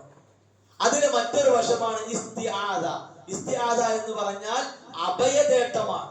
നമുക്ക് പലപ്പോഴും പലരോടും അഭയം ചോദിക്കേണ്ടി വരും, കാവൽ ആവശ്യപ്പെടേണ്ടി വരും. അത് ഇസ്തിആദ എന്നാണ് പറയുക. ആ കാവൽ തേട്ടവും നമുക്ക് ആദ്യം നിർവഹിക്കാനുള്ളത് ആരോടാണ്? അള്ളാഹുവിനോടാണ്. എവിടെ പോയാലും, ജനമധ്യത്തിലാണെങ്കിലും, വീട്ടിലാണെങ്കിലും, മരുഭൂമിയിലാണെങ്കിലും, കൊടും കാട്ടിലാണെങ്കിലും, വെള്ളത്തിൽ താഴ്ന്നു മുങ്ങി പോവുകയാണെങ്കിലും നമുക്ക് അഭയം തേടാനുള്ളത് ആരെയാണ്? അല്ലാഹ്. വേറെ ആരോടും അഭയം തേടല്ല. അങ്ങനെ ഉണ്ടായിരുന്നുവെങ്കിൽ റസൂലുള്ളാഹി സ്വല്ലല്ലാഹു അലൈഹി വസല്ലം പഠിപ്പിക്കും. നബി സല്ലല്ലാഹു അലൈഹി വസല്ലം നോക്കൂ നിങ്ങൾ, നമ്മളൊരു സ്ഥലത്ത് വന്നിറങ്ങിയാൽ എന്താ പ്രാർത്ഥിക്കേണ്ടത്? അഊദു ബികലിമാത്തില്ലാഹി താമാത്തി മിൻ ശർരി മാ ഖലഖ്. എന്താ അഊദ് പറഞ്ഞാൽ കാവൽ തേടുന്നു എന്നാണ്. അല്ലാഹുവേ ഞാൻ നിന്നോട് കാവൽ തേടുന്നു, അഊദു ബികലിമാത്തില്ലാഹി തആല, പരിപൂർണമായ അല്ലാഹുവിന്റെ കലിമാത്തുകൾ കൊണ്ട് എല്ലാ സൃഷ്ടികളുടെ ഉപദ്രവത്തിൽ നിന്നും പരീക്ഷണത്തിൽ നിന്നും ഞാൻ അല്ലാഹുവേ നിന്നോട് കാവൽ തേടുന്നു. എവിടെ ചെന്നാലും, അങ്ങാടിയിലാകട്ടെ, മരുഭൂമിയിലാകട്ടെ, ഒഴിഞ്ഞ സ്ഥലത്താകട്ടെ, എവിടെയാകട്ടെ, നമുക്ക് കാവൽ തേടാനുള്ളത് അല്ലാഹുവിനോടാണ്. ആ കാവൽ തേട്ടം നമ്മൾ നടത്തി പിന്നെ നമ്മൾ എന്ത് ചെയ്യും? നമ്മുടെ മുമ്പിൽ കാണുന്ന ആളുകളോട് എനിക്ക് ഇന്ന സ്ഥലത്ത് പോകണം, എന്താണ് വഴി, അല്ലെങ്കിൽ എനിക്ക് ഇവിടെ താമസിക്കാൻ ഒരു സൗകര്യം ഒരുക്കി തരുമോ? ഈ ചോദ്യങ്ങൾ അതിന്റെ മുമ്പ് ഏതുണ്ട്? നമ്മൾ അള്ളാഹിനോട് പറഞ്ഞു, അല്ലാഹ് ഞാൻ നിന്നോട് ഇതാ കാവൽ തേടി, അപ്പൊ എനിക്ക് ഷർറാകുന്ന പരീക്ഷണമാകുന്ന കാര്യങ്ങളൊക്കെ നാഥാ നീ ഒഴിവാക്കി തരണേ. ഇത് നമ്മൾ കൃത്യമായി നിർവഹിക്കും. അപ്പൊ എല്ലാ അർത്ഥത്തിലും നമുക്ക് നമ്മുടെ കാര്യങ്ങൾ പറയാനും ചോദിക്കാനുമുള്ളത് നമ്മുടെ റബ്ബിനോടാണ്. കാരണം അവൻ ഏക ആരാധ്യനാണ്, ആരാധനക്ക് അർഹതപ്പെട്ടവനാണ്. യഥാർത്ഥ ആരാധ്യൻ അല്ലാഹുവാണ്. ذلك بأن الله هو الحق وأن ما يدعون من دونه الباطل وأن الله هو العلي الكبير. സൂറത്ത് ഹജ്ജിലും കാണാം, സൂറത്ത് ലുഖ്മാനിലും കാണാം. എന്താണ് കാര്യം? അന്നല്ലാഹ ഹുവൽ ഹഖ്, ഹഖായവൻ, യഥാർത്ഥത്തിലുള്ള ആരാധ്യൻ അല്ലാഹയാണ്. വ്യാജ ആരാധ്യന്മാർ കുറെ ഉണ്ട്. അതേപോലെ തന്നെ ദുർബലരായ, അതേപോലെ തന്നെ പൊള്ളയായ ഒരുപാട് ആരാധനാ കേന്ദ്രങ്ങൾ, വഴികൾ എമ്പാടുമുണ്ട്. അത് ഇപ്പോഴും സുലഭമാണ്. പക്ഷേ യഥാർത്ഥ ആരാധ്യൻ അല്ലാഹു മാത്രമാണ്. അവന് പുറമെ ആരോട് നിങ്ങൾ പ്രാർത്ഥിച്ചാലും അത് പൊള്ളയാണ്, ബാത്തിലാണ്, അർത്ഥമില്ലാത്ത വ്യർത്ഥമായ ഒന്നാണ്. അല്ലാഹു അത്യുന്നതനാണ്, അലിയാണ്, കബീറാണ്, വലിയവനാണ് എന്ന് ഖുർആൻ നമ്മളെ ആവർത്തിച്ച് പഠിപ്പിച്ച ഒരു കാര്യമാണ്. അപ്പോ അല്ലാഹുക്ക് അവകാശപ്പെട്ട ഒന്ന് അവന്റെ ഒരു സൃഷ്ടിയിലേക്ക് മാറ്റി കൊടുക്കാൻ പാടില്ല. ഇവിടെ ഈ ഇസ്തിആനത്തിന്റെ ഒരു ഭാഗം വയ്യാക നസ്തഈൻ, നിന്നോട് മാത്രം ഞങ്ങൾ സഹായം തേടുന്നു, അതിലെ ഇസ്തിആനത്തും ഇസ്തിഗാസയും ഇസ്തിആദയും അതാണ് ചുരുക്കം സൂചിപ്പിച്ചത്. ഇനി അതിന്റെ ഒന്നാമത്തെ ഭാഗം വഇയ്യാക നഅബുദു, നിന്നെ മാത്രം ഞങ്ങൾ ആരാധിക്കുന്നു, അഥവാ ഇബാദത്ത്, ആരാധന എന്നത്. ആരാധന എന്ന് പറയുമ്പോൾ സ്വാഭാവികമായ ഒരു ചോദ്യം ഉണ്ടാകും, എന്താണ് ആരാധന? അതൊരു ചോദ്യമാണ്. പഴയകാലം മുതലേ പണ്ഡിതന്മാർ ചർച്ച ചെയ്ത് വന്നിട്ടുള്ള ഒരു വിഷയമാണ്, ഒരു പദമാണ് ഇബാദത്ത്, ആരാധന എന്നത്. പല നിലക്കുള്ള നിർവചനങ്ങളും അതിനുണ്ട്. അതിൽ പഴയകാലം മുതലുള്ള നിർവചനങ്ങൾ നമ്മൾ പരിശോധിച്ചാൽ ആത്മാർത്ഥമായി, വളരെ വിനയത്തോടെ, താഴ്മയോടെ, എളിമയോടെ, അടക്കത്തിൽ, ഒതുക്കത്തിൽ നാം അല്ലാഹുവിന്റെ മുമ്പിൽ നിർവഹിക്കുന്ന കാര്യങ്ങൾക്കാണ് എന്ത് പറയുക? ഇബാദത്ത് എന്ന് പറയുക. അതിനെ ചുരുക്കത്തിൽ പണ്ഡിതന്മാർ പഴയകാലം മുതലേ ആ നിലക്ക് പഠിപ്പിച്ചു പോന്നിട്ടുണ്ട്. എന്നാലോ ശൈഖുൽ ഇസ്ലാം ഇബ്നു തൈമിയ്യ റഹിമഹുള്ളാഹിയുടെ കാലഘട്ടം, അഥവാ ഹിജറ 7-ാം നൂറ്റാണ്ട്, ആ ഒരു കാലഘട്ടമായപ്പോൾ സൂഫികളുടെ ശക്തമായ പരീക്ഷണം ലോകത്തുണ്ടായി. സൂഫികളാൽ വലിയ നിലക്കുള്ള ശിർക്കിന്റെ വ്യാപനം ലോകത്തുണ്ടായി. അന്ധവിശ്വാസങ്ങൾ, അനാചാരങ്ങൾ ലോകത്ത് ശക്തമായി വളരാൻ തുടങ്ങി. അങ്ങനെയുള്ള ഒരു ഇമാം ബഗവി റഹിമഹുള്ളാഹിക്ക് ശേഷം ഇബ്നു തൈമിയ്യ റഹിമഹുള്ളാഹിയുടെ പ്രവർത്തനങ്ങൾ ഊർജിതമാവുകയാണ്. അപ്പൊ അന്ന് ശൈഖുൽ ഇസ്ലാം ഇബാദത്തിന് നിർവചനം കൊടുത്തു. ഇബാദത്ത് എന്ന് പറഞ്ഞാൽ ഇസ്മുൻ ജാമിഉൻ ലികുല്ലി ഷൈഇൻ മാ യുഹിബ്ബുഹു അല്ലാഹു വയർളാ മിനൽ അഖ്വാലി വൽ അഫ്ആലി അൽ-ളാഹിറ വൽ ബാത്തിന. പ്രത്യക്ഷമായും പരോക്ഷമായും നമ്മുടെ ജീവിതത്തിൽ അല്ലാഹുവിന്റെ ഇഷ്ടവും തൃപ്തിയും ഉള്ളതായ വാക്കുകളും പ്രവൃത്തികളുമായി എന്തൊക്കെയുണ്ടോ അതിന് മൊത്തത്തിൽ പറയുന്ന ഒരു പേരാണ് ഇബാദത്ത് എന്നത്. അപ്പോ ഇസ്ലാമിന്റെ വൃത്തത്തിലുള്ള മുഴുവൻ കാര്യങ്ങളും ഏതിൽപ്പെട്ടു? ഇബാദത്തിൽപ്പെട്ടു. നമ്മൾ സലാം പറയൽ,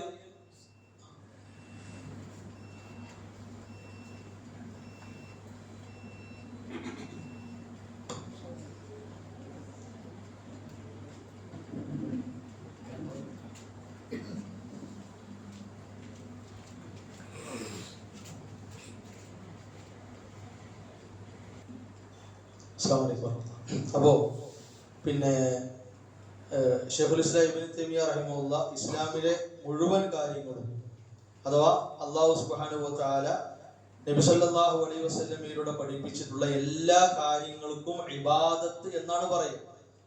അതിൽ വലിപ്പ വ്യത്യാസങ്ങൾ ഉണ്ടാകും, രൂപത്തിൽ വ്യത്യാസങ്ങൾ ഉണ്ടാകും, സമയബന്ധിതമായി നമ്മൾ ചെയ്യേണ്ട കാര്യങ്ങൾ ഉണ്ടാകും, എണ്ണത്തിനനുസരിച്ച് വ്യത്യാസങ്ങൾ ഉണ്ടാകും, ഇങ്ങനെല്ലാം ഉണ്ടാകും. പക്ഷെ എല്ലാം ഇബാദത്ത് എന്നതിന്റെ ഉള്ളിലാണ് വരുന്നത്. ആ ഇബാദത്തിനെ അള്ളാഹു സ്വീകരിക്കണമെങ്കിൽ 2 നിബന്ധന വേണം. ഒന്നാമത്തെ നിബന്ധന അത് ഇഖ്ലാസ്, അള്ളാഹ്ക്ക് വേണ്ടി മാത്രമാകണം. വേറെ ആരെ കാണിക്കാൻ വേണ്ടി, നമ്മുടെ മനസ്സിന്റെ താല്പര്യത്തിനായാൽ പോലും അള്ളാഹു എന്താവൂല, സ്വീകരിക്കൂല. എനിക്കങ്ങനെ തോന്നിയപ്പോ ഞാൻ ചെയ്തു എന്നൊരാൾ പറഞ്ഞാൽ അത് അയാൾ അള്ളാഹ്ക്ക് വേണ്ടി ചെയ്തതല്ല. മനസ്സിലാട്ടോ? അയാൾ അള്ളാഹ്ക്ക് വേണ്ടി ചെയ്ത പണിയല്ല, അത് അയാൾക്ക് തോന്നിയപ്പോ അയാൾ എന്ത് ചെയ്തു. അതാണ് ഇഖ്ലാസിന്റെ പ്രത്യേകത. രണ്ടാമത്തത് ഇത്തിബാ, റസൂലുള്ളാഹി സ്വല്ലല്ലാഹു അലൈഹി വസല്ലമയെ പിൻപറ്റിക്കൊണ്ടാകണം. നബി സല്ലല്ലാഹു അലൈഹി വസല്ലം അവിടുത്തെ വാക്കിലൂടെയോ പ്രവൃത്തിയിലൂടെയോ അവിടുന്ന് അംഗീകാരത്താലോ നമ്മളെ പഠിപ്പിച്ച കാര്യങ്ങളായിരിക്കണം. നബി സല്ലല്ലാഹു അലൈഹി വസല്ലമയുടെ അധ്യാപനമില്ലാത്ത ഒരു പണി അയാൾ എത്ര സമയമെടുത്ത് എത്ര എണ്ണമെടുത്ത് ഇതൊക്കെ നബിനെ പഠിപ്പിച്ചതാണ്, നബി കാണിച്ചതാണ് എന്ന രൂപത്തിൽ അയാൾ ചെയ്താൽ അള്ളാഹു സ്വീകരിക്കുക. ഈ 2 നിബന്ധനകൾ ഒത്തുവരുമ്പോഴാണ് എന്താവുക, അത് ഇബാദത്തായി പരിഗണിക്കപ്പെടുക. ഇനി ഈ ഇബാദത്തിൽ ഏറ്റവും പ്രധാനം ദുആ, പ്രാർത്ഥനയാണ്. പ്രാർത്ഥന എന്നത് അള്ളാഹ്ക്ക് മാത്രം. ആ പ്രാർത്ഥന അള്ളാഹു അല്ലാത്തവർക്ക് കൊടുക്കുന്ന ആളുകളുണ്ടോ? നമ്മുടെ നാട്ടിൽ ഇത് വ്യാപകമാണ്. പല ജാറങ്ങളിലും മഖബറകളിലും പോയി അവിടെ മറവ് ചെയ്യപ്പെട്ട അയാൾ ആരാണ് എന്തോ അറിയില്ല, പക്ഷെ അവിടെ പോയി യാ ശൈഖന, യാ വലിയന, യാ ഉസ്താദന എന്ന നിലക്കുള്ള പ്രാർത്ഥനകൾ തന്നെ വ്യാപകമാണ്, എമ്പാടും നടന്നുകൊണ്ടിരിക്കുന്നു. റസൂലുള്ളാഹി സ്വല്ലല്ലാഹു അലൈഹി വസല്ലമയെ വിളിച്ചുകൊണ്ട് യാ ഹബീബന, യാ സയ്യിദന എന്ന നിലക്കുള്ള പ്രാർത്ഥനകൾ എത്രയാണ്? നേരിട്ട് വിളിക്കുകയാണ്. അപ്പൊ അല്ലാഹു അല്ലാത്ത മരണപ്പെട്ട അമ്പിയാക്കൾ, ഔലിയാക്കൾ, സ്വാലിഹീങ്ങൾ ഇങ്ങനെയുള്ള ആളുകളെ നേരിട്ട് വിളിക്കാം എന്ന് നമ്മുടെ നാട്ടിൽ വർഷങ്ങളായി പഠിപ്പിക്കപ്പെട്ട് അതിനുവേണ്ടി ആയത്തുകൾ ദുർവ്യാഖ്യാനിച്ച്, അതിനുവേണ്ടി ഹദീസുകൾ ദുർവ്യാഖ്യാനിച്ച്, ഇല്ലാത്ത കുറെ കഥകൾ കൊണ്ടുവന്ന് അങ്ങനെ ജനങ്ങളെ ജാറങ്ങളിലേക്കും മഖബറകളിലേക്കും ഇപ്പോഴും ആളുകൾ വിളിച്ചുകൊണ്ടിരിക്കുന്നു. അതിനുവേണ്ടി എഴുതപ്പെട്ട ഫത്വകൾ, പ്രമേയങ്ങൾ തിരുത്തപ്പെടാതെ ഇന്നും കിടക്കുകയാണ്. 1920 കാലഘട്ടങ്ങളിൽ മഹാനായ KM മൗലവി, K ഉമർ മൗലവി റഹിമഹുല്ലാ, അതേപോലെ തന്നെ PK മൂസ മൗലവി, ഇങ്ങനെയുള്ള മഹാരഥന്മാരായ പണ്ഡിതന്മാർ പ്രാർത്ഥന അള്ളാഹ്ക്കേ കൊടുക്കാവൂ, പ്രാർത്ഥന ഇബാദത്താണ്, അത് അള്ളാഹുവിനോടെ ആകാവൂ എന്ന് വെട്ടിത്തുറന്ന് പഠിപ്പിച്ചു പോന്ന ഒരു പാരമ്പര്യം, അതിന്റെ തുടർച്ചക്കാരാണ് നമ്മൾ. മഹാനായ KM മൗലവി റഹിമഹുല്ലാ ആ വിഷയത്തിൽ അദ്ദുആ വൽ ഇബാദ, ഈ പുസ്തകം ഇന്ന് മലയാളത്തിൽ വിസ്ഡം ബുക്സ് പുറത്തിറക്കിയിട്ടുണ്ട്. ഇത് അറബി മലയാളത്തിലുള്ള പുസ്തകമാണ്. 1940കളിൽ KM മൗലവി എഴുതിയിട്ടുള്ള കേരള ജംഇയ്യത്തുൽ ഉലമ അഹ്ലുസുന്ന വൽ ജമാഅ അന്ന് പുറത്തിറക്കിയ പുസ്തകമാണ്. ഇത് ഇന്ന് മലയാളത്തിൽ നമുക്ക് ലഭിക്കും. ഇതുവരെ ഈ ഉള്ളവൻ പറഞ്ഞു വന്ന കാര്യങ്ങളുടെ ചുരുക്കം, ആ കാര്യങ്ങൾ ചുരുക്കി പറഞ്ഞത് ഇതിലൊക്കെ അന്ന് പണ്ഡിതന്മാർ പഠിപ്പിച്ചതിന്റെ അടിസ്ഥാനത്തിലാണ്. എന്താണ് അള്ളാഹ്ക്ക് കൊടുക്കേണ്ടത്, എന്താണ് സൃഷ്ടികൾ തമ്മിലുള്ളത് എന്ന് കൃത്യമായി പഠിപ്പിച്ച പുസ്തകമാണ് ഇതൊക്കെ. ഇങ്ങനെ ഒരുപാട് പുസ്തകങ്ങൾ ആ വിഷയത്തിൽ കാണാൻ സാധിക്കും. എന്നാൽ അന്ന് തന്നെ ഇതിന് മറുവാക്ക് പറയുന്ന, ഇതിനെതിരെ ശബ്ദിക്കുന്ന ആളുകൾ ആ കാലഘട്ടത്തിൽ ഉണ്ടായിട്ടുണ്ട്, ഇന്നും അത് തുടർന്നുകൊണ്ടിരിക്കുന്നു. അല്ലാഹു അല്ലാത്തവരോട് പ്രാർത്ഥിക്കാം എന്നതിന് ഖുർആനിൽ നിന്ന് ആദ്യമായി ആയത്ത് ദുർവ്യാഖ്യാനിച്ച ആൾ ഇന്നും ഹയാത്തിലുണ്ട്. കാന്തപുരം അബൂബക്കർ മുസ്ലിയാരാണ് ആദ്യമായിട്ട് ആയത്ത് ദുർവ്യാഖ്യാനിച്ചത്. അതിന് മുമ്പ് ആരും ആയത്തോളം ധൈര്യം കാണിച്ചിട്ടില്ല. ഇങ്ങനെ വാദം ഉണ്ടായിരുന്നു, ഇങ്ങനെ വർത്താനൊക്കെ ഉണ്ടായിരുന്നു, പക്ഷെ ആയത്ത് ആരും ദുർവ്യാഖ്യാനിച്ചിട്ടില്ല. ആ ആയത്താണ് വസ്അൽ മൻ അർസൽനാ എന്ന ആയത്ത്. ആ ആയത്ത് പഠിപ്പിക്കുന്നതോ പച്ചയായ തൗഹീദ്. ഇബാദത്ത് അള്ളാഹ്ക്കാണ് വേണ്ടത്, അള്ളാഹു അല്ലാത്ത ആർക്കും ആരാധന കൊടുക്കാൻ പാടില്ല എന്ന് പഠിപ്പിക്കുന്ന ആയത്തെടുത്ത് കണ്ട് എന്ത് ചെയ്തു? മരണപ്പെട്ടവരെ വിളിച്ച് കാര്യങ്ങൾ ചോദിക്കാം, പറയാം എന്നതിന് ആയത്തായി. അപ്പൊ ഇങ്ങനെ ഷിർക്കിന്റെ പണി പ്രാർത്ഥനയുടെ പേരിൽ ഇപ്പോഴും വ്യാപകമായി നടന്നുകൊണ്ടിരിക്കുന്നു. റസൂലുള്ളാഹി സ്വല്ലല്ലാഹു അലൈഹി വസല്ലം പഠിപ്പിച്ചു, ഖുൽ പ്രവാചകരെ പറയുക, ഇന്നമാ അദ്ഉ റബ്ബി വലാ ഉശ്രികു ബിഹി അഹദാ, എന്റെ റബ്ബിനോട് മാത്രമാണ് ഞാൻ പ്രാർത്ഥിക്കുക, അവന് ഒന്നിനെയും പങ്കു ചേർക്കില്ല. ഇത് റസൂലുള്ളാഹി സ്വല്ലല്ലാഹു അലൈഹി വസല്ലം പ്രഖ്യാപിച്ച കാര്യമാണ്. അതേപോലെ തന്നെ വഖാല റബ്ബുകും ഉദ്ഊനി അസ്തജിബ് ലക്കും, നിങ്ങളുടെ റബ്ബ് പറഞ്ഞിരിക്കുന്നു എന്നോട് പ്രാർത്ഥിച്ചോളൂ, ഞാൻ നിങ്ങൾക്ക് ഉത്തരം നൽകാം. അപ്പൊ ഈ കാര്യം നമ്മൾ ആയത്തുകളൊക്കെ ഓതി പറയുമ്പോൾ അവര് പറയും, ഞങ്ങൾ യഥാർത്ഥ പ്രാർത്ഥനയല്ല നടത്തുന്നത്, ഞങ്ങൾ ആപേക്ഷികമായ അഥവാ യഥാർത്ഥമല്ലാത്ത ഒരു വിളി എന്ന രൂപത്തിലുള്ള പ്രാർത്ഥനയാണ് നടത്തുന്നത്. അങ്ങനെ വിളി എന്ന രൂപത്തിലുള്ള ഒന്നാണെങ്കിൽ എന്തിനാ ആയത്തുകൾ ദുർവ്യാഖ്യാനിക്കുന്നു? സാധാരണ ഇപ്പൊ ഇവിടെ നിൽക്കുന്ന ഒരാൾ അവിടെ ഇരിക്കുന്ന ഒരാളെ വിളിക്കാൻ ആയത്ത് ദുർവ്യാഖ്യാനിക്കേണ്ട ആവശ്യമുണ്ടോ? ഇല്ലല്ലോ. അയാളെ പേര് വിളിച്ചാൽ മതി. ഒരു ഹദീസ് ദുർവ്യാഖ്യാനിക്കേണ്ട ആവശ്യമില്ല, ഒരു ഇല്ലാത്ത കഥ ഉണ്ടാക്കേണ്ട ആവശ്യമില്ല. സാധാരണ നിലക്കുള്ള വിളിയാണ്. കാരണം അവര് പറയാറുള്ളത്, നൂഹ് നബി അലൈഹിസ്സലാം പറഞ്ഞില്ലേ, ഇന്നി ദഅവതു ഖൗമി ലൈലൻ വനഹാറ, രാവും പകലും എന്റെ സമൂഹത്തെ ഞാൻ വിളിച്ചു. ആ വിളിയാണ് ഞങ്ങൾ ജാറത്തിൽ പോയി വിളിക്കുന്നത്. അതൊരിക്കലും ശരിയാകൂല. കാരണം ഒരാൾ മരിക്കുന്നതോടുകൂടി ദുന്യാവിനോടുള്ള ബന്ധങ്ങൾ, അസ്ബാബുകൾ, കാരണങ്ങളൊക്കെ മുറിഞ്ഞു. അങ്ങനെ പിന്നെ വിളിക്കാൻ പറ്റുമെങ്കിൽ, സംസാരിക്കാൻ പറ്റുമെങ്കിൽ, കേൾപ്പിക്കാൻ പറ്റുമെങ്കിൽ എന്ത് സുഖാണ്. ഭാര്യക്കും മക്കൾക്കും ഒക്കെ സങ്കടങ്ങളും പ്രശ്നങ്ങളൊക്കെ, ബാപ്പാ എന്തൊക്കെ നിങ്ങളെ വിശേഷം എന്ന് ഉഷാറായിട്ട് വിളിച്ച് അങ്ങോട്ടും ഇങ്ങോട്ടും സംവദിക്കാലോ. അങ്ങനത്തെ രീതിയില്ല. മരണത്തോടു കൂടി എല്ലാവർക്കും ദുന്യാവുമായിട്ടുള്ള ബന്ധം മുറിഞ്ഞു കഴിഞ്ഞു. അതേപോലെ സഹായതേട്ടം അത് അല്ലാഹു അല്ലാത്തവരിലേക്ക് വഴിമാറി. പ്രത്യേകിച്ച് ബദർ ശുഹദാക്കളെ വിളിച്ചുകൊണ്ട്, റസൂലുള്ളാഹി സ്വല്ലല്ലാഹു അലൈഹി വസല്ലമയെ വിളിച്ചുകൊണ്ട്, മങ്കൂസ് പോലെയുള്ള മൗലിദിന്റെ കിതാബുകളിൽ മൊഹീദ്ദീൻ ശൈഖിനെ എത്രയോ വിളിക്കുന്നു, ഖുതുബിയത്തിലൂടെ, മൊഹീദ്ദീൻ മാലയിലൂടെ. ഇതങ്ങനെ വ്യാപകമായി നടക്കുകയാണ്. അപ്പൊ ഒരു ഭാഗത്ത് ഷിർക്കിന്റെ പണി തകൃതിയായി നടന്നുകൊണ്ടിരിക്കുന്നു. അതേപോലെ തന്നെ ഇബാദത്തിൽ പ്രശ്നം വന്നവരാണ് നമ്മുടെ നാട്ടിൽ ജമാഅത്തെ ഇസ്ലാമിക്ക. അവര് 940കളിൽ അബുൽ അല മൗദൂദി സാഹിബിന്റെ പ്രത്യേകമായ ഒരു ആശയം ഇവിടെ കേരളത്തിൽ കൊണ്ടുവന്നു. ആ ആശയം എന്തായിരുന്നു? അല്ലാഹു അല്ലാത്ത വേറെ ആരെയും അനുസരിക്കാൻ പറ്റൂല, അനുസരണം അല്ലാഹു മാത്രം, വേറെ ആരെയും അനുസരിക്കാൻ പറ്റൂല. അപ്പൊ അങ്ങനെ വരുമ്പോ ഖുർആനിൽ മാതാപിതാക്കളെ അനുസരിക്കണം, റസൂലുള്ളാഹി സ്വല്ലല്ലാഹു അലൈഹി വസല്ലമയെ അനുസരിക്കണം, ഇങ്ങനെ തുടങ്ങി എത്ര കാര്യങ്ങൾ ഖുർആനിലുണ്ട്. അപ്പോ നിരുപാധികം, ഒരു ഉപാധിയുമില്ല, നിരുപാധികം അനുസരണം അല്ലാഹ് എന്ന ഒരു അർത്ഥം ഇബാദത്തിനില്ല.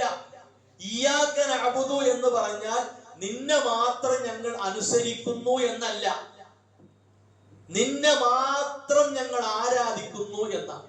മഹാനായ അമാനി മൗലവി റഹിമഹുല്ലാഹ് സൂറത്തുൽ ഫാത്തിഹയ്ക്ക് കൊടുത്ത വിശദീകരണം നമ്മളൊന്ന് ആത്മാർത്ഥമായിട്ട് വായിച്ചാൽ ഈ ചർച്ച ശരിക്കും മനസ്സിലായി കിട്ടും. എന്താണ് ഇബാദത്ത്, എന്താണ് അനുസരണം എന്ന ഭാഗം കിട്ടും. ഇൻഷാ അല്ലാഹ് നിസ്കാരം നമുക്ക് ഒരുമിച്ച് ഇതിന് ശേഷം കുറച്ച് ക്ലാസ് അവസാനിപ്പിക്കും, ശേഷം നമുക്ക് നിസ്കരിച്ച് പിരിയാം. അപ്പോ ഇബാദത്തിന് നിരുപാധികം അനുസരണം എന്ന അർത്ഥം കൊടുത്താൽ നമുക്ക് പിന്നെ ആരെയും അനുസരിക്കാൻ പറ്റില്ല. ആരനുസരിച്ചാലും എന്തായി? പ്രശ്നമായി. പക്ഷെ ഇസ്ലാം വെച്ചത് എന്താണ്? അല്ലാഹുവിനെ ധിക്കരിക്കുന്ന കാര്യത്തിൽ ഒരു സൃഷ്ടിയെയും അനുസരിക്കാൻ പാടില്ല. റസൂലുള്ളാഹി സ്വല്ലല്ലാഹു അലൈഹി വസല്ലം പറഞ്ഞു, ലാ ത്വാഅത ലി മഖ്ലൂഖിൻ ഫീ മഅസിയത്തിൽ ഖാലിഖ്. സൃഷ്ടാവിനെ ധിക്കരിച്ചുകൊണ്ട് ഒരു സൃഷ്ടിയെയും നമ്മൾ അനുസരിക്കാൻ പറ്റില്ല. മാതാപിതാക്കൾ പോലും പറ്റൂല, അതുകൊണ്ടാണ് വഖദാ റബ്ബുക എന്ന ആയത്ത് പഠിപ്പിച്ചപ്പോൾ തന്നെ അല്ലാഹു പറഞ്ഞു എന്ത്? വബിൽ വാലിദൈനി ഇഹ്സാന, മാതാപിതാക്കൾക്ക് നന്മ ചെയ്തോ. എന്നാൽ നിനക്കറിയാത്ത ഒരു കാര്യം അവർ നിന്നെ കൊണ്ട് നിർബന്ധിച്ച് ചെയ്യടാ എന്ന നിലക്ക് ഒരു ഹറാമ്, നമുക്കറിയാത്ത ഒരു കാര്യം അള്ളാഹുവിൽ പങ്കു ചേർക്കാനോ മറ്റോ അവര് വാശി പിടിച്ച് അവര് കരഞ്ഞ് കാല് പിടിച്ച് പറഞ്ഞാലും ഫലാ തുതിഉഹുമാ, അനുസരിക്കാൻ പറ്റൂല. ബാപ്പയും ഉമ്മയും ജാറത്തിലേക്ക് ശിർക്കിന്റെ പണിക്ക് പോകുന്നു. മകനോട് പറയുന്നു, നീ വാഹനം കൊണ്ട് ഞങ്ങളുടെ കൂടെ പോന്നില്ല എങ്കിൽ നിനക്ക് അനന്തര സ്വത്തില്ല എന്ന് പറഞ്ഞാൽ മകന് ധൈര്യസമേതം പറയാ, ഈ പണി ചെയ്തിട്ടേ അനന്തര സ്വത്ത് കിട്ടുമെങ്കിൽ എനിക്കത് വേണ്ട. മനസ്സിലായോ? ഫലാ തുതിഉഹുമാ. ഇവിടുത്തെ മണ്ണിനും ഇവിടുത്തെ പൈസക്കും വേണ്ടി നമ്മൾ ശിർക്കിന് കൂട്ടു നിൽക്കാൻ പാടില്ല.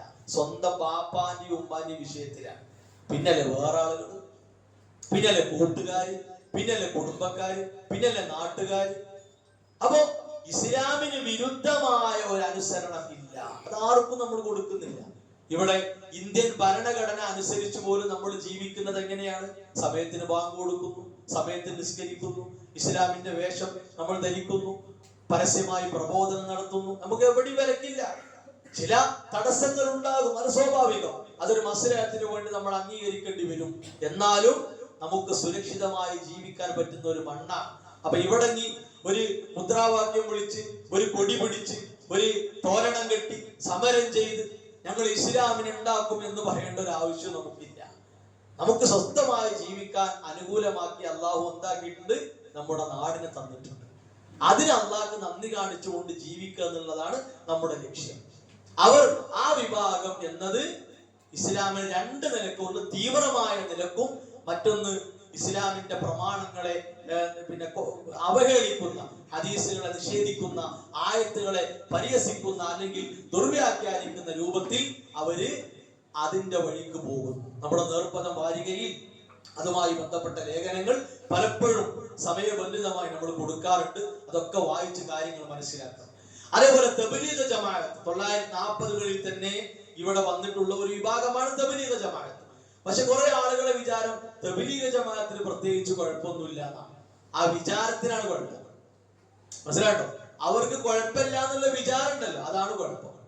അവർ വമ്പൻ വലിയ നിലക്കുള്ള രോഗം, അസുഖം ബാധിച്ച ആളുകളാണ്. അതെങ്ങനെ മനസ്സിലാക്കേണ്ടത്? നമ്മുടെ നാട്ടിൽ ജാറങ്ങളിലും മറ്റും പോയി ശിർക്ക് ചെയ്യുന്ന ആളുകളെ പ്രത്യക്ഷമായി നമ്മൾ കാണുന്നു. ഇവരെ പണിയൊക്കെ ഉള്ളിലൂടെയാണ്. നമ്മളിപ്പോ നമ്മുടെ ശരീരത്തിന്റെ പുറത്തൊരു മുറിവുണ്ടായാൽ പെട്ടെന്ന് കാണുമല്ലോ. എന്നാൽ ഈ കൈയിന്റെ ഉള്ളിൽ മുറിവുണ്ടായാലും നമ്മൾ കാണും. ഇതേ അവസ്ഥ. ആ മുറിവിനെ ഇങ്ങനെ പഴുത്ത് പ്രശ്നമായി കൈ മുറിക്കേണ്ടി വരുമ്പോഴാണ് എന്ത് ചെയ്യാ? അല്ലാ, ഇതിന്റെ ഉള്ളില് ഒരു പഴുപ്പുണ്ടായിരുന്നേ നമ്മൾ കാണും. ഇതാണ് തബ്ലീഗിന്റെ അവസ്ഥ. നമ്മളിങ്ങനെ നല്ല കുട്ടികളാണ്, നല്ല ആളുകളാന്ന് കരുതി നമ്മളിങ്ങനെ അവരെ കൂടെ ഇങ്ങനെ നടക്കും. നടന്ന് നടന്ന് നടന്ന് അവസാനം നമ്മൾ അജ്മീർ, ഏർവാടി, നാഗൂർ, മുത്തുപ്പേട്ട എല്ലായിടത്തും എത്തിയിട്ടുണ്ടോ? അവിടെ എത്തുമ്പോഴാക്കാരം ആ 40 ദിവസത്തെ ടൂറിന്റെ അവസ്ഥ മനസ്സിലായി. ഈ 40 ദിവസത്തിന് കൊണ്ടുപോയത് ഇതിനായിരുന്നു. ഒന്നാം ദിവസം മനസ്സിലാവൂല. 40ക്ക് എത്തുമ്പോഴേക്ക് നമ്മൾ മെല്ലെ ലയിച്ചിട്ടുണ്ടാവും. എന്നാ ഇപ്പൊ എന്തായാലും വന്നതല്ലേ, ഇപ്പൊ അജ്മീർ ഒന്ന് കേറിങ്ങാണ്ട് ഒന്നാണ് മുക്തി പോകാം എന്നാണ് വിചാരിക്കും. ഇതാണ്, അത് ഉള്ളിലാണ് മുറിവ്, മറ്റേത് പുറത്താണ് മുറിവ്. ഇത്തരം പറ്റി പറയാറുണ്ട്. അപ്പൊ അതുമായി ബന്ധപ്പെട്ട കാര്യങ്ങളും നമ്മുടെ പ്രൂഫ് പോയിന്റിലും അതേപോലെ നേർപ്പറത്തിലൊക്കെ എളുപ്പത്തിൽ ഒന്നുകൂടി മനസ്സിലാകാനാണ് നമ്മുടെ സംവിധാനങ്ങളിൽ ഇതൊക്കെ നിരന്തരമായി വരാറുണ്ട്. വായിക്കണം എന്ന് പ്രത്യേകം പറയുന്നു. അതേപോലെ തന്നെ നമ്മൾ മനസ്സിലാക്കേണ്ടതാണ് ഇപ്പൊ ഈ സുഡാപ്പി പോലെ, SDPI പോലെയുള്ള കാര്യങ്ങൾ, അതൊക്കെ ജമാഅത്തിന്റെ ഓരോ ബ്രാഞ്ച് ശാഖകളാണ്. ഇപ്പൊ ജമാഅത്തെ ഇസ്ലാമിയുടെ രാഷ്ട്രീയ ടീമാണ് ആര്? SDPI. അഥവാ അവരുടെ പഴയ സിമിയാണ് ഇപ്പത്തെ SDPI. ആളുകൾ കരുതുന്നു, ഓ അവരെന്തൊക്കെ ക്ഷേമപ്രവർത്തനം ചെയ്യുന്നു, എന്തൊക്കെ പുണ്യകാര്യങ്ങൾ ചെയ്യുന്നു, ഒക്കെ ശരി തന്നെയാണ്. മാനുഷികമായിട്ട് വേണ്ട പരിഗണനയും സഹായവും സഹകരണവും ഒക്കെ കൊടുക്കുക. പക്ഷേ അതിന്റെ തോളിൽ കയറിയിരുന്ന് നമ്മൾ പോകുന്ന അവസ്ഥ വന്നാലോ, നമ്മൾ അറിയാതെ ഇസ്ലാമിന്റെ കുപ്പായം അഴിച്ചിടേണ്ടി വരും. ഇസ്ലാമിന്റെ വേഷം നമ്മൾ ഒഴിവാക്കേണ്ടി വരും. ഈമാനികമായ നമ്മുടെ ബന്ധങ്ങൾ നമ്മൾ അറിയാതെ ഇങ്ങനെ വിണ്ട് അതിങ്ങനെ മുറിഞ്ഞു പോകും. അതാണ് പ്രശ്നം. അപ്പൊ അങ്ങനെയുള്ള ആളുകൾ നമ്മൾ കരുതിയിരിക്കണം. നമുക്ക് രാഷ്ട്രീയ അജണ്ടയല്ല.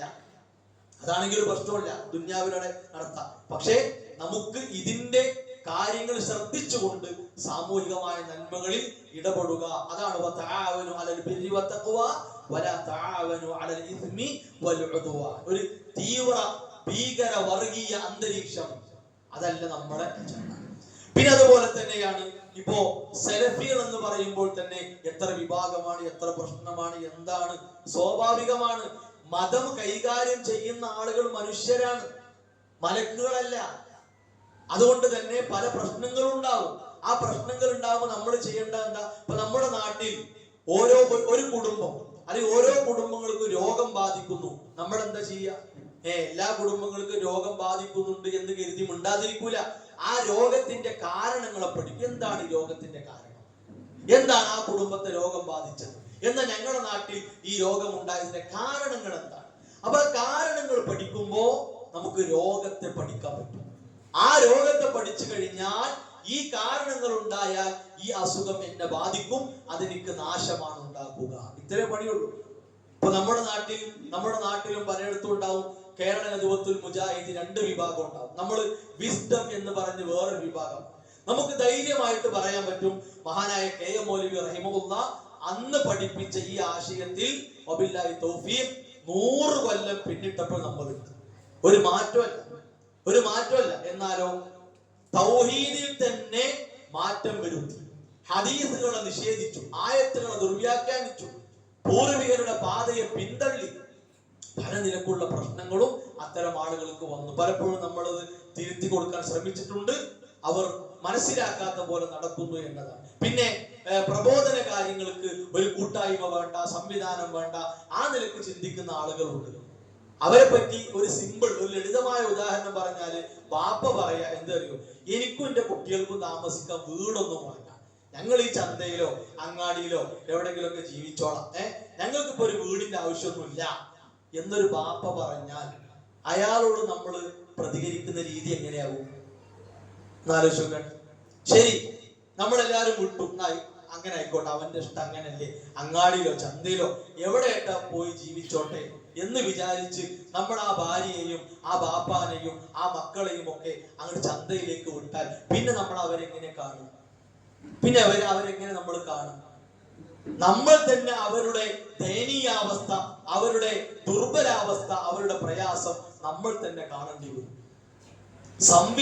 സംഘടനാ സംവിധാനം എന്ന് പറഞ്ഞാൽ അത് ഇസ്ലാമിന്റെ നിർദ്ദേശമാണ്. അൽ ജമാഅ എന്ന ഹദീസിൽ വന്നത് യദുല്ലാഹി മഅൽ ജമാഅ. ആളുകളെ വിചാരം ഇതൊന്നും ആയത്തിലും ഹദീസിലും ഇല്ല എന്നാ. വൽതകും മിൻകും ഉമ്മത്തൻ എന്ന ആയത്തുണ്ടല്ലോ, വൽതകും മിൻകും ഉമ്മത്തൻ, നിങ്ങളിൽ നിന്ന് ഒരു സംഘം ഉണ്ടാകട്ടെ എന്നതിന്റെ അർത്ഥം. അതാ ഉമ്മത്തിന്റെ അർത്ഥം. ഉമ്മത്തിന് പല അർത്ഥം, അതിൽപ്പെട്ട ഒരു അർത്ഥമാണ് ജമാഅത്ത്. ലാ തസാലു ത്വായിഫത്തും മിൻ ഉമ്മത്തി, കണ്ടോ, ഒരു സംഘം ഉണ്ടാകട്ടെ എന്നാണ്. വഖൂനു മഅസ്വാദിഖീൻ, സത്യസന്ധരോടൊപ്പം നിങ്ങൾ നിൽക്കണം. എത്ര ആയത്തുകളും ഹദീസുകളുമാണ്. അപ്പോ അങ്ങനെ ഒരു സംവിധാനം അത് തെറ്റാണ്, പാടില്ല എന്ന നിലപാടൊന്നും ലോകത്താരും പറഞ്ഞിട്ടില്ല. പക്ഷേ ആ സംവിധാനത്തിന് എന്ത് വേണം? കൃത്യനിഷ്ഠ വേണം, കൃത്യമായ വിശ്വാസം ഉണ്ടായിരിക്കണം, പ്രമാണങ്ങൾ ഉണ്ടായിരിക്കണം, കൃത്യമായ രീതിശാസ്ത്രം ഉണ്ടായിരിക്കണം. തോന്നിയ പോലെ ആകാൻ പറ്റില്ല. പിന്നെയോ ഒരു വീടാകുമ്പോ പാപ്പ ചിലപ്പോ ചൂടാകും, ഉമ്മ ചിലപ്പോ മിണ്ടാതിരിക്കും, മക്കള് ചൂടാകും. അതൊരു വീടിന്റെ ഉള്ളിൽ സ്വാഭാവികമാണ്. അപ്പോഴാണല്ലോ ഒരു വീടാകുക. അല്ലാതെ എല്ലാ സമയത്തും നിശ്ചലമായ ഒരു വീട്, എല്ലാ സമയത്തും ബഹളമുള്ള ഒരു വീട്, അങ്ങനല്ല. അതൊരു വീടിന്റെ അന്തരീക്ഷമാണ്. അഭിപ്രായങ്ങൾ നമ്മൾ പറയും, ചില അഭിപ്രായങ്ങൾ സ്വീകരിക്കും, ചിലത് ഒഴിവാക്കാൻ പറയും, അങ്ങനെയൊക്കെ ഉണ്ടാവും. ഏതായിരുന്നാലും നമുക്ക് പ്രധാനം നമ്മുടെ തൗഹീദാണ്. അത് ഇസ്ലാമിന്റെ ജീവനാണ്, അതിന്റെ അടിത്തറയാണ്, അതിന്റെ അടിസ്ഥാനമാണ്. അതൊരിക്കലും തകരാനോ തകർക്കാനോ മറ്റാർക്കെങ്കിലും പൊളിക്കാൻ വിട്ടുകൊടുക്കാനോ പാടില്ല. ആ തൗഹീദാണ് ശരിയായാൽ പ്രമാണങ്ങൾ നമ്മൾ സ്വീകരിക്കും, ഇസ്ലാം ഉൾക്കൊണ്ട് ജീവിക്കും.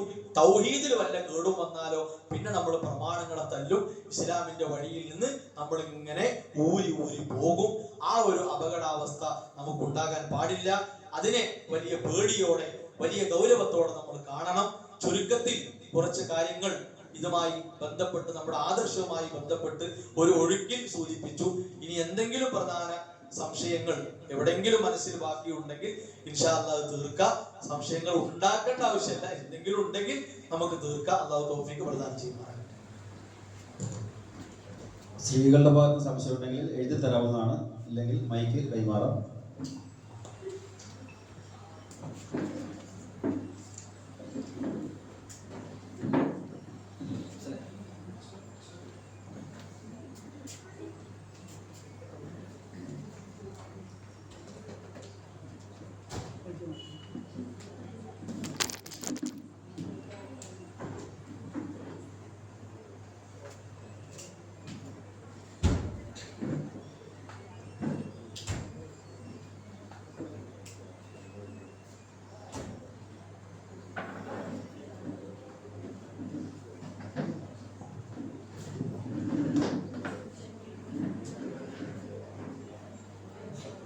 ഇവിടെ സംസാരിച്ച വിഷയമായിട്ട് എന്തെങ്കിലും സംശയമുണ്ടെങ്കിൽ ഇൻഷാ അല്ലാഹ് ചോദിക്കാവുന്നതാണ്. ഈ അവസരം പിന്നീട് കിട്ടാൻ പ്രയാസമാണ്.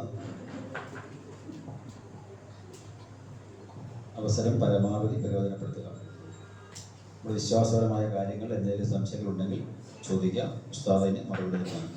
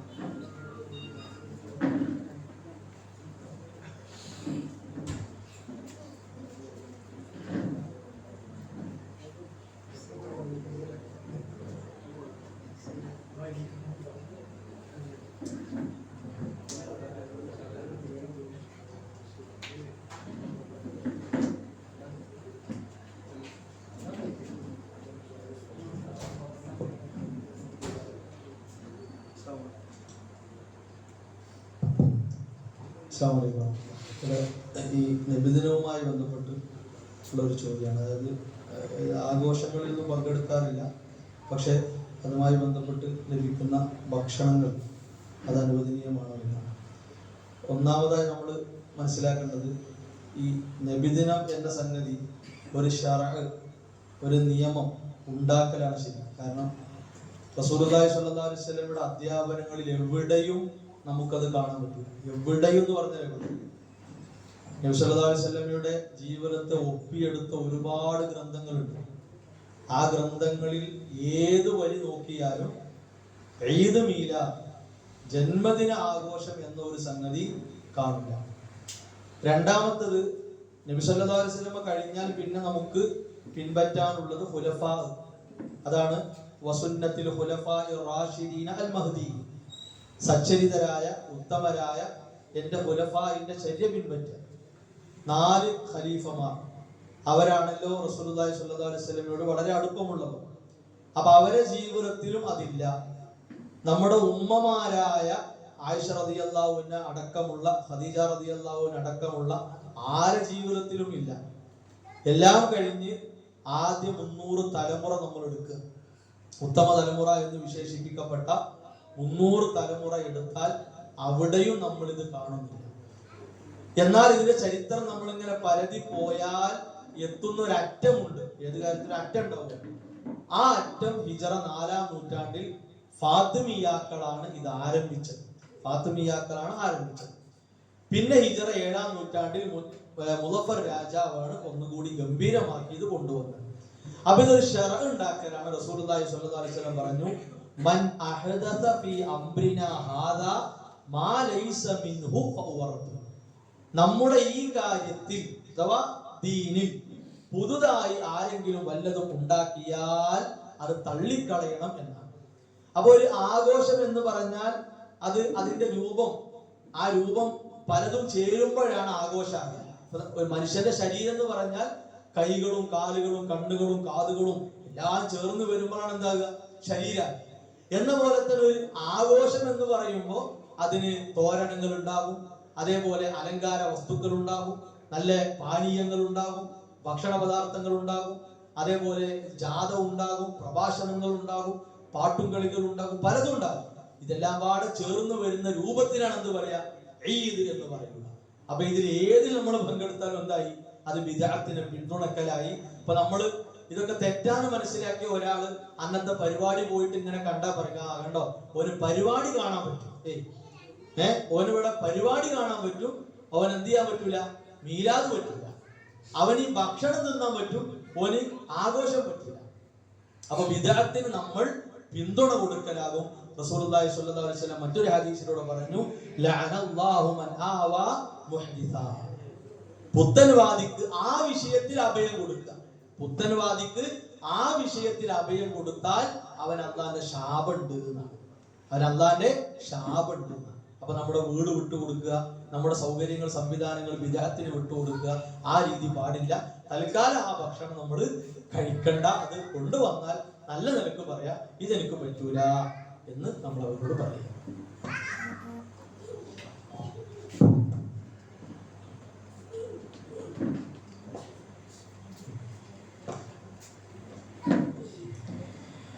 ഇവിടെ എല്ലാ കാര്യങ്ങളും സംഘടിതമായി നിർവഹിക്കണം എന്നാണല്ലോ.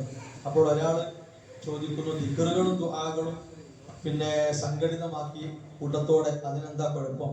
അപ്പോൾ അവർക്കുള്ള മറുപടി ശരിയാണ്, സ്വാഭാവികമായി ഉണ്ടാകുന്ന സംശയമാണ്. എല്ലാവരും കൂടിയിരിക്കുമ്പോൾ പ്രാർത്ഥിക്കലല്ലേ നല്ലത്, ആ നിലക്കുള്ള ചിന്താഗതി വരും. കാരണം പിശാചിന്റെ ഒരു ഇടപെടൽ എങ്ങനെ വെച്ചാൽ, ഒരു കാര്യത്തെ നമുക്ക് സീനത്ത് അലങ്കാരമുള്ളതാക്കി തരിക എന്നതാണ് പിശാചിന്റെ പണി. അതാണ് അവൻ ഏറ്റെടുത്ത പണി.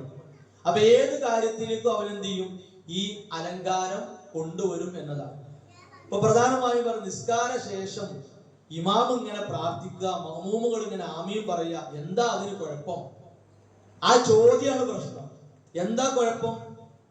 എങ്ങനെ നിസ്കരിക്കണം, നിസ്കാര ശേഷം എന്ത് ചെയ്യണം എന്ന് ഒരാൾ നമ്മളെ പഠിപ്പിച്ചിട്ടുണ്ട്. അതാരാ? റസൂലുള്ളാഹി സ്വല്ലല്ലാഹു അലൈഹി വസല്ലം.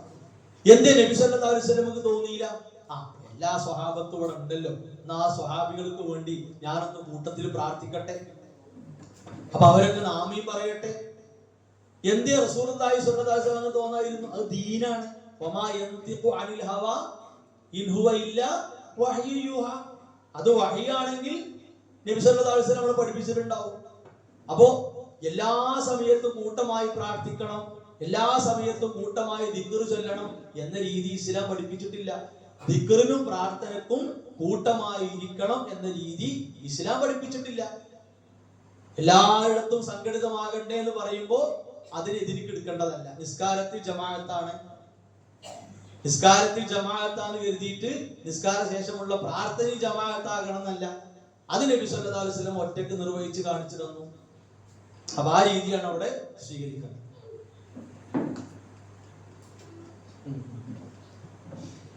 കേരള വിസ്ഡം തമ്മിലുള്ള വ്യത്യാസം ചോദിക്കപ്പെട്ട ഒരു സാധാരണ ലളിതമായി ഇങ്ങനെ പറഞ്ഞുകൊണ്ട് നല്ലൊരു ചോദ്യമാണ്. നമ്മൾ ഇപ്പോ 2 ആഴ്ചയായിട്ട് ബഹുമാനായ ഫൈസൽ മൗലവിയുടെ ഒരു വീഡിയോ ആ വിഷയത്തിൽ വാട്സാപ്പിലൂടെ വന്നിരുന്നു. ജിദ്ദ പ്രോഗ്രാമിൽ ഇതേ ചോദ്യം ഒരാൾ എണീറ്റ് നിന്ന് ഭംഗിയായി ചോദിക്കുന്നു, അതിന് നല്ലൊരു മറുപടി കൊടുത്തതുണ്ട്. അതുണ്ടെങ്കിൽ ഒന്ന് എന്ത് ചെയ്യാം, എല്ലാ ഗ്രൂപ്പിലും ഷെയർ ചെയ്യാം. പിന്നെ അതിൽ ഇത്രേ പറയാനുള്ളൂ. ഒന്ന്, തൗഹീദുമ്മ തന്നെയാണ് പ്രശ്നം, വേറെ എവിടെയല്ല. അപ്പൊ നമ്മൾ ചിന്തിക്കും, അവർക്ക് തൗഹീദിൽ പ്രശ്നം വന്നു. അത് പ്രശ്നം വന്നു എന്ന് പറയാൻ ഈ 10-12 കൊല്ലം 13 കൊല്ലം നമുക്ക് ഒരു പ്രയാസം ഉണ്ടായിട്ടില്ല. നമ്മൾ പ്രശ്നം വന്നു എന്ന് അവർക്ക് പറഞ്ഞു കൊടുത്തപ്പോ അത് ഇല്ല എന്ന് തിരുത്താൻ അവർക്ക് സാധിച്ചിട്ടില്ല. അപ്പൊ അതിന്റെ ഉദാഹരണമാണ് ഈ 2 ലക്കം വിചിന്തനങ്ങൾ. 2 ലക്കം ഇത് ഇപ്പോഴും KNM-ന്റെ ആഴ്ചയിലുള്ള പ്രസിദ്ധീകരണമാണ്. വിചിന്തന വാരിക 2013 ഫെബ്രുവരിയിൽ ജിന്ന് ഭൗതികമല്ല അഭൗതികം തന്നെ ഒരു ലേഖനാണ്. ഇതേ ഹെഡിങ് വീണ്ടും ആവർത്തിച്ചു തൊട്ടടുത്ത ആഴ്ച 2013 ഫെബ്രുവരി 8-നും ജിന്ന് ഭൗതികമല്ല അഭൗതികം തന്നെ ഭാഗം 2. ഇപ്പോ ഏറ്റവും പുതിയ അൽമന ഈ നവംബർ മാസത്തെ 2025 നവംബർ മാസത്തെ അൽമനാറിൽ 6 പേജുള്ള ലേഖനം ഉണ്ട്. എന്താ വിഷയം എന്നറിയോ? ജിന്ന് എന്ന സൃഷ്ടി അഭൗതിക മാർഗത്തിലൂടെ ഇടപെടുന്ന സൃഷ്ടിയാണ്. മനസ്സിലായോ? ഈ അഭൗതിക മാർഗം മനസ്സിലായോ? അതിനാണ് അൽഹംദുലില്ലാഹി റബ്ബിൽ ആലമീൻ തുടക്കത്തിൽ പറഞ്ഞത്. അഥവാ ഭൗതികമല്ലാത്ത മാർഗമാണ് ഏത്? അഭൗതിക മാർഗം. അഭൗതിക മാർഗം എന്ന് പറഞ്ഞാൽ കാരണങ്ങളില്ലാതെ ഇടപെടുന്ന മാർഗം. ഭൗതിക മാർഗം എന്ന് പറഞ്ഞാലോ എങ്ങനെയാണ്? കാരണങ്ങൾ ഉള്ള ഇടപെടലാണ്. കാരണം ഇപ്പൊ ഞാൻ സംസാരിക്കുന്നു, എനിക്ക് സംസാരിക്കാൻ ഇത് വേണം, എന്റെ നാവ് വേണം. മനസ്സിലായോ? ഇത് ഒരു ഭൗതിക സംവിധാനമാണ്. ഈ സംവിധാനത്തിലൂടെ സംസാരിക്കുന്നത്. അപ്പൊ കാരണങ്ങളെ അടിസ്ഥാനമാക്കിയുള്ള ഇടപെടലാണ് ഭൗതിക ഇടപെടൽ എന്ന് പറഞ്ഞാൽ. അഭൗതിക മാർഗത്തിലൂടെ ഇടപെടുന്ന ശക്തി ആര് മാത്രമേ ഉള്ളൂ? അല്ലാഹ് മാത്രം. ഇത് നമ്മൾ അവരുടെ മുമ്പിൽ എത്രയും വായിച്ചു കൊടുക്കുന്നു. കഴിഞ്ഞ വ്യാഴാഴ്ചയിലെ പ്രൂഫ് പോയിന്റ് ഒരു വിഷയം അതാണ്. കഴിഞ്ഞ വ്യാഴാഴ്ചയിലെ പ്രൂഫ് പോയിന്റ് ഒന്ന് കേൾക്കെല്ലാരും, അത് ഈ വിഷയം. അപ്പോ തൗഹീദിൽ നമ്മുടെ നാട്ടിലെ മർക്കസ് ദഅവ വിഭാഗത്തിൽ 2000 മുതൽ ഉണ്ട പ്രശ്നം 2012 കൂടി എന്ത് ചെയ്തു? ഈ വിഭാഗത്തിലേക്ക് വന്നു. അതാണ് ഇത്രയും കാലമായിട്ട് നമ്മൾ അവരെ ബോധ്യപ്പെടുത്തി പോകുന്നത്. മറ്റൊന്ന് എന്താ വെച്ചാല്, ഈ തൗഹീദുമ തെറ്റിയാൽ പിന്നെ ഹദീസ് നിഷേധം വരും ഇല്ലേ? ഇപ്പോഴും ഇവർക്ക് തുറന്നു പറയാൻ സാധിക്കാത്ത എത്ര ഹദീസുകൾ ഉണ്ടെന്ന് സമൂഹത്തോട് പറയാൻ അവർക്ക് പേടി. പറഞ്ഞാൽ നമ്മുടെ ഈ മാറ്റം പൊളിയുമോ എന്ന് പേടി. ഈ രക്കം ഈ മാസം നവംബർ മാസം അൽമനാറിൽ എത്ര ഹദീസുകൾ എന്നത് ജ്യോത്സ്യനുമായി ബന്ധപ്പെട്ട് കണക്ക് നോട്ടക്കാരുമായി ബന്ധപ്പെട്ട് വന്ന ഹദീസുകളൊക്കെ. കാരണം ആ ഹദീസുകളിൽ എന്താണ്? ഇപ്പൊ ജ്യോത്സ്യൻ പിശാചുമായി ഇടപെടുന്നുണ്ട്. അപ്പൊ സ്വാഭാവികമായിട്ട് പിശാചുമായി ഇടപെടുക എന്നുള്ള വന്നാൽ എന്തായി? ഇവരെ വാദം പൊളിയാണ്. കാരണം പിശാചുമായി ഇടപെടൽ ഭൗതിക, നമ്മൾ കാണാത്ത നിലക്ക് അഭൗതികവും, എന്നാൽ ഇടപെടൽ എന്താണ്? ഭൗതികത്തിൽ ഇടപെടലുമാണ്. അപ്പൊ ഹദീസിന് പറഞ്ഞാൽ അഭൗതിക ഇടപെടൽ പൊളിയും. മനസ്സിലായിട്ടോ? അഭൗതിക മാർഗത്തിലൂടെ ഇടപെടുന്നു എന്ന പോലെ വാദം എന്ത് ചെയ്തു? ഈ ഹദീസ് പ്രകാരം പൊളിയും. അപ്പൊ അത് പൊളിയാതിരിക്കണമെങ്കിൽ എന്ത് വേണം? ഈ ഹദീസ് മൂടി വെക്കണം. നമുക്ക് അൽഹംദുലില്ലാ ആ പ്രശ്നമില്ല. നമുക്ക് ജ്യോതിഷനുമായി ബന്ധപ്പെട്ടും മാരണവുമായി ബന്ധപ്പെട്ടും മന്ത്രവുമായി ഏത് ഹദീസും പറയാൻ നമുക്ക് ഒരു പേടിയില്ല. അപ്പൊ ഹദീസ് നിഷേധം ഇതിലൂടെ വ്യാപകമായി. മൂന്നാമത്തത് മൻഹജു സലഫ് അഥവാ ഉത്തമ തലമുറ. ഖൈറുന്നാസി ഖർനി സുമ്മല്ലദീന യലൂനഹും സുമ്മല്ലദീന യലൂനഹും. അതാണ് നമ്മൾ മാതൃകയാക്കേണ്ടത്. സ്വഹാബത്ത്, താബിയുകൾ, തബിഉ താബിയുകൾ, അവര് എന്തൊരു നിലപാട് ഓരോ ആയത്തുകളിലും ഓരോ ഹദീസുകളിലും എടുത്തോ അതാണ് നമ്മുടെ നിലപാട്. അപ്പൊ അവർക്ക് ഈ മൻഹജു സലഫ് തള്ളേണ്ടി വന്നു, അതിനെ കളിയാക്കേണ്ടി വന്നു, അതിനെ പരിഹസിക്കേണ്ടി വന്നു. ഇങ്ങനെ തുടങ്ങി ഒരുപാട് വ്യത്യാസങ്ങൾ ഉണ്ട്. ആ വ്യത്യാസങ്ങൾ ഉള്ളത് കൊണ്ട് തന്നെയാണ്, അല്ലാതെ നമുക്ക് പൂതി ഉണ്ടായപ്പോ ഈ തറവാട്ട് വീട്ടില് മക്കള് വലുതായി, വലിയ മകന് കുറെ കുട്ടികളായി, അങ്ങനെ വീട് മാറി പോകേണ്ട ഒരു അവസ്ഥയിൽ നമ്മൾ വീട് മാറിപ്പോയതല്ല. മനസ്സിലായിട്ടോ? ആ വീട് മാറ്റം തറവാടിനെ അംഗീകരിച്ചുകൊണ്ടുള്ള മാറ്റമാണ്. ഏത് വീട്ടിക്ക് പോയാലും ആഴ്ചയിലോ അല്ലെങ്കിൽ ഒന്നരാടത്തേക്ക് തറവാട്ടിക്ക് എന്ത് ചെയ്യും? വരും. നമ്മൾ എന്തുകൊണ്ടാണ് പഴയ തറവാട്ടിക്ക് പോകാത്തത്? പോകാൻ കോലല്ല, ആ നിലക്ക് അവിടെ കേടാണ്. ആ കേട് നമ്മൾ പോയി അനുഭവിക്കണില്ല. അതുകൊണ്ട് നമ്മൾ എന്ത് ചെയ്തു? നമ്മുടെ പണ്ഡിതന്മാർ കൂടി ആലോചിച്ചു, നമുക്ക് നല്ല സംവിധാനവും കാര്യമായിട്ട് നമുക്ക് ധൈര്യസമേതം 100 വർഷത്തെ പാരമ്പര്യം തുടരാൻ നമുക്ക് സാധിക്കുന്നു. ഇൻഷാ അല്ലാഹ് നമ്മുടെ വിസ്ഡം ഹൗസ് യാഥാർത്ഥ്യമാകുന്നതോടുകൂടി നമ്മുടെ സംവിധാനങ്ങൾക്കുള്ള ആ ഒരു കേന്ദ്രം കൂടി ബില്ലാഹി തൗഫീഖ് റെഡിയായി. ഇൻഷാ അല്ലാഹ്.